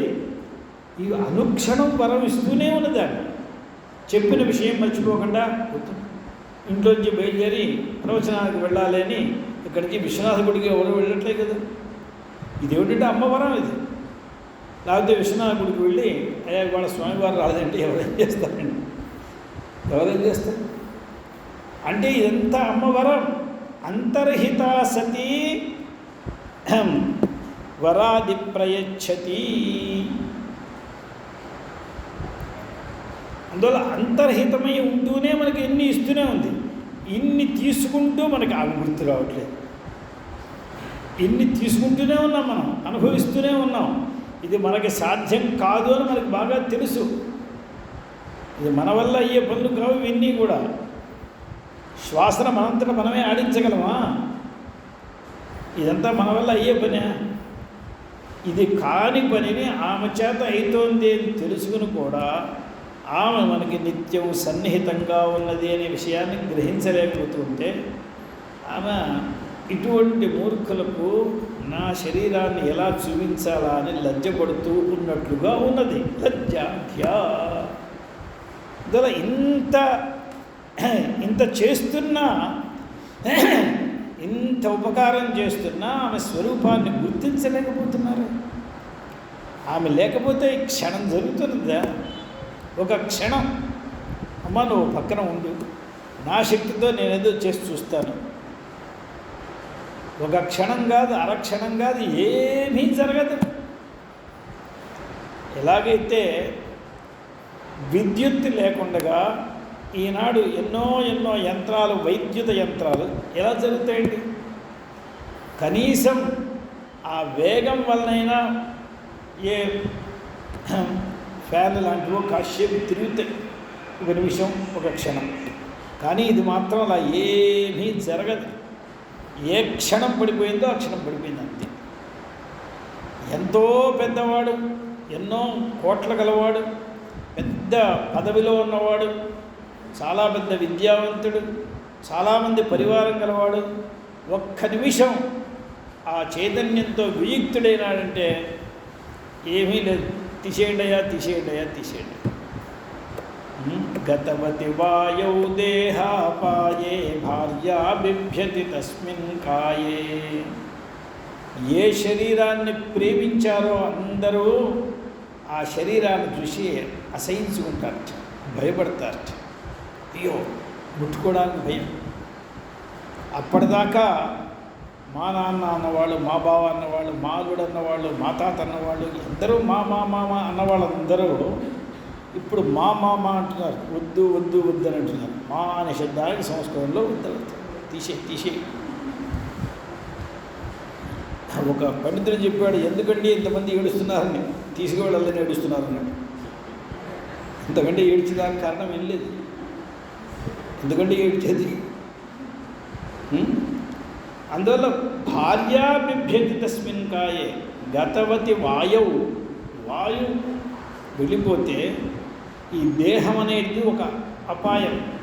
ఎలాగైతే మనం ఒక పక్షిని, చిలుకని తెచ్చి పింజరంలో పెడతాం, అది అపాయంలో ఉంటుంది. ఏనాడో ఒకనాడు మనం కొంచెం ఏమరపాటుగా దాని దర్వాజాన్ని సరిగ్గా బంధించకపోతే అది నిదానంగా వెళ్ళిపోతుంది. అలాగే ఈ దేహం అనేటువంటి పంజరంలో వాయువుని బంధించి పెట్టారు. ఈ వాయువుకి ఎక్కడైనా ఒక చోటు వస్తే చిలక ఎగిరిపోయినట్టు ఎగిరిపోతుంది. అందువల్ల గతవతి వాయువు దేహాపాయే భార్యా బిభ్యతి తస్మిన్ కాయే. ఇక్కడ భార్య అనేది ఏకవచనం కాదు. ఎందువలంటే బిభ్యతి అని బహువచనం. అందువల్ల ఇక్కడ భార్యాహ అని చెప్పాలి. అందులో భార్యా బిభ్యతి అన్నప్పుడు అక్కడ విసర్గలు లోపిస్తే సంధిలో భార్యాహ బిభ్యతి, భార్యా బిభ్యతి. భార్యాహ అంటే అందరికీ చాలామంది భార్యలు ఉంటారా? ఏమిటి అర్థం అని? భార్యాహ అనే శబ్దానికి అర్థం తన చేత భరింపబడేటువంటి వాళ్ళు. ఎవరెవరిని పోషిస్తున్నాడో, మగపిల్లలు, ఆడపిల్లలు, పెద్దవాళ్ళు, చిన్నవాళ్ళు, పనివాళ్ళు, పశువులు అందరూ ఉన్నారు కదా, అందరినీ పోషిస్తున్నాడు. ఈ పోషింపబడే వాళ్ళందరూ భార్య. ఎవరినైతే భరిస్తున్నాడో వాళ్ళు భార్యలు. వాళ్ళందరూ కూడా ఇంత భరించారు కదా అని అయ్యా 10 రోజులు నా ఇంట్లో అడ్డు పెట్టుకుంటారనే వాడు ఎవడన్నా వాడు ఉన్నాడా ఏమిటి? అందువల్ల తస్మిన్ కాయే.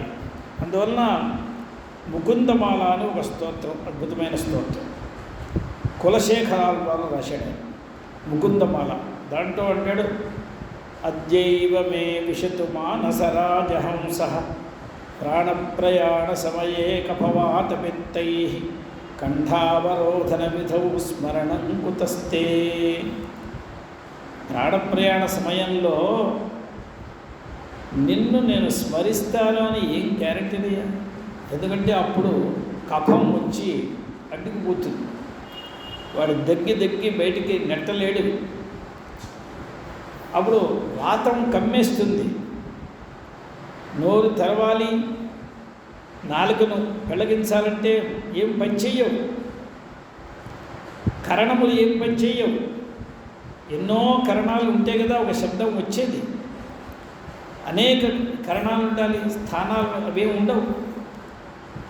ఒకచోట పిత్తం ప్రకోపిస్తుంది, శరీరం అంతా చాలా వేడెక్కిపోతుంది. అందువల్ల ప్రాణప్రయాణ సమయే కఫవాత పిత్తై సంధులన్నీ పెద్ద షాక్ కొట్టినట్టుగా నిప్పుడుతూ ఉంటాయి. తల పగిలిపోతూ ఉంటుంది. చెవులన్నీ పెద్ద ప్రతిధ్వనులతో చాలా కష్టపడుతూ ఉంటాయి. కళ్ళు మండిపోతూ ఉంటాయి. అరికాళ్ళల్లో తీపులు వస్తాయి. ఒకేసారి కొన్ని వేల తేళ్లు పుట్టినటువంటి బాధ వస్తుంది. అప్పుడు గోవిందనా ఏమంటాడు వాడు? బాగా ఉన్ననాడు అనలేదు, ఆ రోజునే ఉంటాడు. ప్రాణప్రయాణ సమయే కఫవాత పిత్తై. అప్పుడు ఏమీ లేనప్పుడు స్మరణం కుతస్తే, నీ స్మరణం ఎక్కడి నుంచి వస్తుందయ్యా? ఇన్ని బాధల మధ్యలో అవడం కష్టం. హాయిగా తిన్న తర్వాత కూర్చుని ఒక్కసారి విష్ణు సహస్రనామం చేస్తే దాంతో తిన్న తిండి జీర్ణం కావడం ఆరంభిస్తే అది జీర్ణం అయ్యేంత వరకు అదే దీంతో అదే బలంతో జీర్ణమవుతూ ఉంటే ఆ బలం మన శరీరంలోకి వస్తే అలా భగవన్నామం చేయాలి అని రుచి వస్తుంది. భగవన్నామంతోనే భగవన్నామం రావాలి. భగవన్నామం ఎక్కడి నుంచో రాదు. అది వస్తే మన్ని అలా చేయని వాళ్ళను చూచి అమ్మ లజ్జపడుతుంది. వీళ్ళకి మన స్వరూపం చూపించకూడదు. వీళ్ళకి అందువల్ల మన వాళ్ళు అంటారు, ఏదైనా అకార్యం చేసి వచ్చి నిల్చుంటే నీ మొహం చూడడానికి నాకు సిగ్గుగా ఉందిరా అంట. చేసిన అకార్యం వాడు, వీడికి ఎందుకు సిగ్గు? అకార్యం చేసి వచ్చిన వాడు వీడు కాదు కదా, వీడికి సిగ్గు ఎందుకండి? అంటే వాడికి ముఖం చూపించడానికి కూడా వీడికి కష్టంగా ఉంది. అమ్మ కూడా అదే రీతిలో ఉంటున్నది. ఆ భావం, శబ్దానికి భావం ఏంటంటే లజ్జాఢ్య అంటే ఇటువంటి వాళ్ళగా నా స్వరూపాన్ని చూపించేది. ఎంతోమంది తపస్సంపన్నులు, లోపాముద్రాదులు ఎంతోమంది ఉన్నారు. దుర్వాసుడు ఎంతో పూజ చేశాడు, పరశురాముడు ఎంతో పూజ చేశాడు. వాళ్ళకి చూపించవలసినటువంటి రూపాన్ని వీళ్ళగా చూపించేది అని వీళ్ళని చూసి ఆమె సిగ్గుపడుతున్నట్లుగా ఉన్నది. అందువల్ల లజ్జాఢ్యా, ఓం లజ్జాఢ్యాయై నమః. లయవర్జిత. ఇప్పుడు సమస్త ప్రపంచము అమ్మవారి యందు లయమవుతుంది. అమ్మవారికి లయం ఉంటుందా? ఇంకా ఆమెకు లయం లేదు. లయం లేదంటే నాశనం లేదు. ఆమె ఉన్నది ఉన్నట్టు అలాగే ఉంటుంది. లయవర్జిత. అందువల్ల ఉపనిషత్తు ఏం చెప్పింది? అవినాశీవా అరే అయమాత్మ అనుచ్ఛిత్తి ధర్మ అంది బృహదారణ్యకం. అవినాశీవా అరే అయమాత్మ. అక్కడ ఒక పిల్లవాడిని చూచి గురువు గారు చెప్తున్నారు, అరే పిల్లవాడా నాయనా అరే అని సంబోధించి, అయమాత్మ అవినాశి, సమస్తము వినాశించేవి, ఆత్మ మాత్రం ఎప్పుడు వినాశించదు. ఇప్పుడు నీ భయం ఏమిటి? నేను పోతాను అనే కదా భయం లోకంలో ప్రతివాడికి లోకంలో భయం ఒకటే ఒక భయం. పిల్లలు చెప్తారు మేము చూసుకుంటాం, డాక్టర్ చెప్తాడు నేను మందులు ఇస్తాను, ఎవరో ఇంకోటి చెప్తారు మీకు మేము రూమ్ ఇస్తాం. అయ్యా అందరూ అన్నీ చేస్తారు, మరి మేము పోతే అదేమిటి? అందువల్ల ఆయన చెప్తున్నాడు, రే ఈ ఆత్మ నశించేది కాదు, అవినాశీవా రే అయమాత్మ, దీనికి వినాశం అనేది లేదు. వినాశం లేదు అని మనం ఎలా గుర్తించాలండి? అంటే ఆయన చెప్పిన మాటను ప్రమాణంగా తీసుకుని గుర్తించాలా? మనకేనే ఏదైనా గుర్తుంది, ఆత్మకు వినాశము లేదు, మనం ఎలా గుర్తించాలి? అంటే మనం గుర్తించడానికి ఒక విధానం ఉంది మన దగ్గర. ఏమిటా విధానం? లోకంలో ఏ క్రియ జరిగినప్పటికీ, వినాశం కూడా ఒక క్రియ కదండి. ఏ క్రియ జరిగినా ఆ క్రియకు సాక్షి ఒకడు ఉంటాడు. సమస్త క్రియలకు సాక్షి. ఇవాళ ఇది పుట్టింది, ఇవాళ ఇది పెరిగింది, ఇవాళ ఇది మారింది, ఇవాళ ఇది కింద పడింది, అన్నిటికీ సాక్షిగా లోకంలో ఉన్నారు. అలాగే ఆత్మ వినాశ సాక్షి ఎవడని చెప్పనండి. ఆత్మ వినష్టమైంది నేను చూశాను అని చెప్పేవాడిని ఎవడైనా తీసుకురండి. అయ్యా ఎవడైనా అనొచ్చు, ఏమంటే ఆయన శాస్త్రి గారు పోయినాడు, ఈయన పోయినాడు, ఆయన పోయినాడు అనొచ్చు. అయ్యా ఎవరు పోయినారు? ఆయన శరీరం పోయింది, అంతే కదా. నువ్వు శరీరం పోయిందని ఆత్మ పోయిందంటే ఏమిటి? ఆత్మ వినాశాన్ని చూసిన వాడు ఎవడు? సరే అయ్యా వీరెవరూ చూడలేదండి, చాలా శక్తి సంపన్నుడైన వాడు చూస్తాడు. ఆ శక్తి సంపన్నుడైన వాడు ఆత్మవిషయాన్ని చూస్తాడంటే ఏ ఆత్మ నష్టమవుతున్నదో అది వాడికంటే భిన్నమైందా? అది వాడి స్వరూపమేనా? వాడికంటే భిన్నమైంది ఆత్మ ఎప్పుడు కాదు. వాడి స్వరూపమైతే వాడు నాశనం కావడాన్ని వాడే చూశాడు, చూడడానికి వీల్లేదు. అందువల్ల స్వనాశాన్ని సాక్షిగా ఉండి ఎవడు చూస్తాడండి?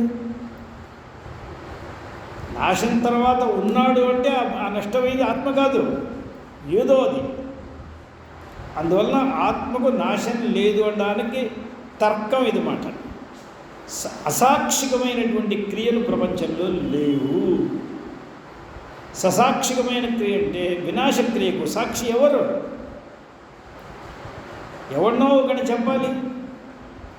ఆయన చెప్తే ఆయన నాశాన్ని ఆయనే చూశాడంటే అప్పుడు నష్టమైంది ఆయన కాదు, తదతిరిక్తమైంది ఏదో. అందువల్ల ఏదో నాశనమైతే నువ్వు ఆత్మనాశనం అనుకుంటున్నావు. అందువల్ల అవినాశీవా అనే ఆత్మ, ఈ విషయాన్ని మనం అనుక్షణం గుర్తులో ఉంచుకుంటే ఇటువంటి శరీరాలు కొన్ని లక్షల కోట్లు పోయినాయి మనకి. ఇప్పుడు ఈ శరీరాన్ని గురించి ఏడవడం ఆరంభిస్తే ఏ శరీరాన్ని గురించి ఏడుద్దాం? కిందటి జన్మలో పోయిన శరీరం గురించి ఏడుద్దామా? దాని కిందటి జన్మలో పోయిన ఏడుద్దామా? ఎందుకంటే మనకి మంచి మంచి శరీరాలు వచ్చి ఉండొచ్చు. మనం కూడా ఏదో పెద్ద పెద్ద మహారాజాధిరాజుల ఇంట్లో పుట్టి ఉండవచ్చు. మనం కూడా ఏదో పెద్ద పెద్ద శ్రోత్రియుల ఇంట్లో పుట్టి ఉండవచ్చు. మనం ఎక్కడ పుట్టామో మనకి తెలియదు. మరి ఇప్పుడు ఆ శరీరం పోయింది అని నడుస్తామా? ఈ శరీరం పోబోతుంది నడుస్తామా? ఈ శరీరాల గురించి ఏడవడం ఆరంభిస్తే 24 గంటలు 360 రోజులు 100 సంవత్సరాలు సరిపోదు. ఏడుస్తూ ఉండడమే పని. ఎన్ని ఏడ్చినా పోయిన శరీరం వచ్చేది లేదు, ఎన్ని శరీరం పోయేటువంటి శరీరం ఉండబోయేది లేదు. అందువల్ల తస్మాత్ అపరిహార్యేర్థే నత్వం శోచితుమర్హసి. అరే ఇది అపరిహార్యం, ఇది అన్అవాయిడబుల్. దీని గురించి ఎందుకురా ఏడుస్తాను? దీని గురించి ఏడవద్దు. ఆత్మతో నిత్యం, దేహస్థు అనిత్య. అందువల్ల అనిత్యమైనటువంటి దేహాన్ని గురించి ఏడవకూడదు, నిత్యమైన ఆత్మని గురించి ఏడవసం పని లేదు. ఇప్పుడు నువ్వు ఎందుకు ఏడుస్తున్నావు నాకు అర్థం కాబట్టి చెప్పమన్నాడు. అయ్యా ఈ రెండు తేడా తెలిసినట్టుగా నేను ఎందుకు ఏడుస్తాను? ఈ రెండుకి తేడా నాకు తెలియలేదు. అందువల్ల అంతవంతైమే దేహా, ఈ దేహములన్నీ అంతవంతములు, నిశ్చయం అన్నీ రాసి పెట్టాడు. ఒక వస్తువును పంపించేటప్పుడే మనం మందులు కొంటున్నాం, ఏవో సామాన్లు కొంటున్నాం, దాని మీద ఒక డేట్ ఉంటుంది, ఫిక్స్ డే. ఆ డేట్ తర్వాత మన దగ్గర ఉన్నా కూడా అదేం లాభం లేదు, బయట పడేసేస్తుంది. అలాగే ఈ శరీరానికి ఒక డేటు ఆయన పంపిస్తూనే వేసి పంపించాడు. ఇది ఏదో ఆచంద్రతారకం ఉంటుంది అని కూడా నీ భ్రమ. ఆయన డేట్ వేసి ఇచ్చాడు. డేట్ వేసి ఇచ్చిన దాన్ని నువ్వు చదవకుండా చూడకుండా ఇది నేను చాలా కాలం ఉంటుంది అనుకున్నానంటే ఇది నీ పొరపాట, వాడి పొరపాట. అత అంతవంతైమే దేహా, ఎవరికిరా ఈ దేహాలు? నిత్యస్య ఉక్తా శరీరిణ, నిత్యమైన ఆత్మకు ఈ శరీరాలు వస్తూ ఉంటే పోతూ ఉంటే యథ వాసాంశ జీర్ణాన్ని యథావిహ. ఇదే కదా కథ. అందువల్ల వీటి గురించి నువ్వు ఏడవక్కర్లేదు, ఆత్మ గురించి ఏడవలసిన పని లేదు. అది చెక్కు చెదరకుండా ఉంటుంది. దానిలో పాతతనం అనే మాటలో ఎన్నాళ్ళ నుంచి ఉంది కదా. అయ్యో ముసలిది అయిపోయింది, ఏమీ లేదు, నిత్య నూతనంగా ఉంటుంది. నిత్య యౌవన మాంగళ్య మంగళాయే నమో నమః. నిత్య యౌవనం, నిత్య మాంగళ్యం, ఇప్పుడు అలాగే ఉంటుంది, ఎక్కడ తేడా లేదు. అందువల్ల నిత్యస్యోక్త శరీరం. అందువల్ల అవినాశీవారే ఆత్మ అనుచిత్తి ధర్మ అన్నాడు. కాబట్టి దీనికి లయం అనేది లేదు, లయరహితమైనటువంటిది. ఇంకా కూడా అనేకమైన వాక్యాలు ఉన్నాయి. సత్యం జ్ఞానం అనంతం బ్రహ్మ అనింది. దానిలో బ్రహ్మకు లక్షణం చెప్తూ అనంతం అని చెప్పాడు. అంటే లయం ఉన్నట్లయితే అంతం ఉన్నట్లు కదా. అప్పుడు అనంతం అనే మాట కుదరదు కదా. ఇది అంతం లేనిది నాయన, దీనికి లయం అనే మాట లేదు, ఎప్పుడూ అలాగే ఉంటుంది. జీవుడు అనంతుడే, పరమాత్మ అంతుడే. ఎందుకంటే ఈ రెండిటిల్లో తేడానే లేదు కాబట్టి. ఈ జీవుడే పరమాత్మ, పరమాత్మే జీవుడు కాబట్టి లయవర్జిత. ఓం లయవర్జితాయై నమః. హ్రీంకార రూప. ఈ లయవర్జితతో మనకి 80 నామాలైనవి. ఇక పైన 81వ నామం నుండి హ్రీంకారం. ఇప్పుడు దీంట్లో కా అనేటువంటి 20 వర్ణాలని కామేశ్వరుడు చెప్పాడు. ఏ ఈ లా అనే మూడింటిని 60ని అమ్మవారు చెప్పింది.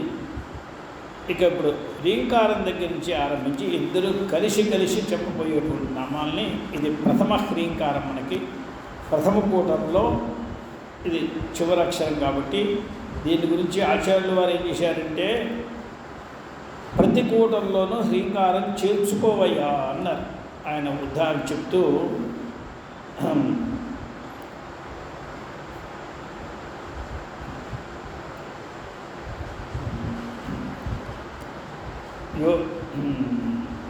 తదను చ పరామారహరయ అమీ హృల్లేఖాభిస్తిసృభిరవసానేషు ఘటితాః భజంతే వర్ణాస్తే తవ జనని నామావయవతాం. స్మరం యోనిం లక్ష్మీం, అది వేరు నాయన. స్మరం యోని లక్ష్మీ కాదు, అది వేరే విషయం. స్మరం యోని లక్ష్మీ వేరు, ఇక్కడ ఇది వేరు. శివశక్తి కామ క్షితిరథ రవిశీతకరణ స్మరోహంసశక్ర తదనుచ పరామారహరయ. అంటే మంత్రాన్ని చాలా గోపనీయంగా ఉంచాలి.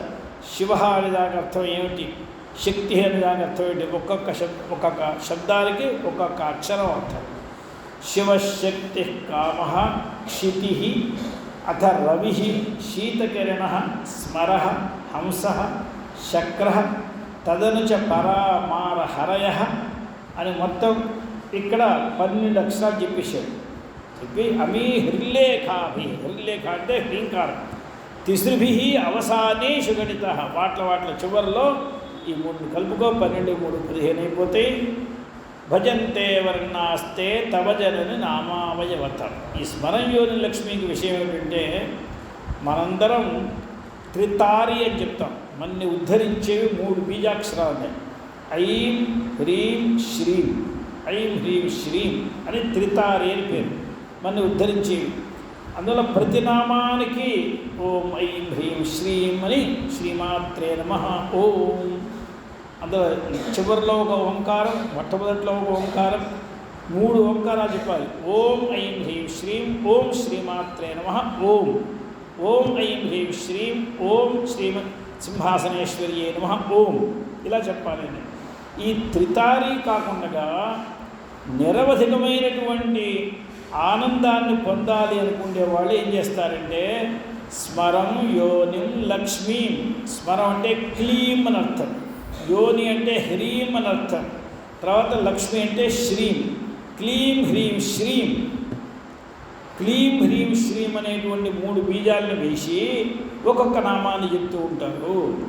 అందులో స్మరం యోనిం లక్ష్మీం త్రితయమిదమాదో తవ మనోర్ నిధాయైకే నిత్యే నిరవధి మహాభోగరసికా భజంతి త్వాం చింతామణి గుణ నిబద్ధాక్షవలయా శివాగ్నౌ యుహ్వంతః సురభిభృత దారాహుతి శతై అనే విషయాన్ని, అంటే ఓం ఐం హ్రీం శ్రీం, క్లీం హ్రీం శ్రీం, ఓం శ్రీమాత్రే నమః అలా చెప్పేవాళ్ళు.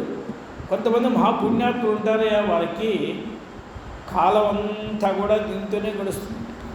మనకి ఉన్న నామాలను గడగడ చదవడంలోనే సరిపోవట్లేదు. ఆరంభించిన దగ్గర నుంచి ఎప్పుడు పూర్తి అవుతుందని ఒక అరగంట సేపు కూడా మనస్సుని ఏకాగ్రతగా ఉండి చెప్పుకోవడం కష్టమవుతుంది. అందువల్ల నిధాయైకే నిత్య అన్నారు, ఏకే అన్నారు. కొంతమంది మహాత్ములు ఉంటారని శంకర భగవత్పాదులు అన్నారు. నిధాయ ఏకే, ఏకే అంటే వాళ్ళు చాలా గొప్ప పుణ్యాత్ములు ఉంటారు, వాళ్ళు అలా చేస్తూ ఉంటారు నాయన. నమః పార్వతీపతయే హర హర మహాదేవ్. శివో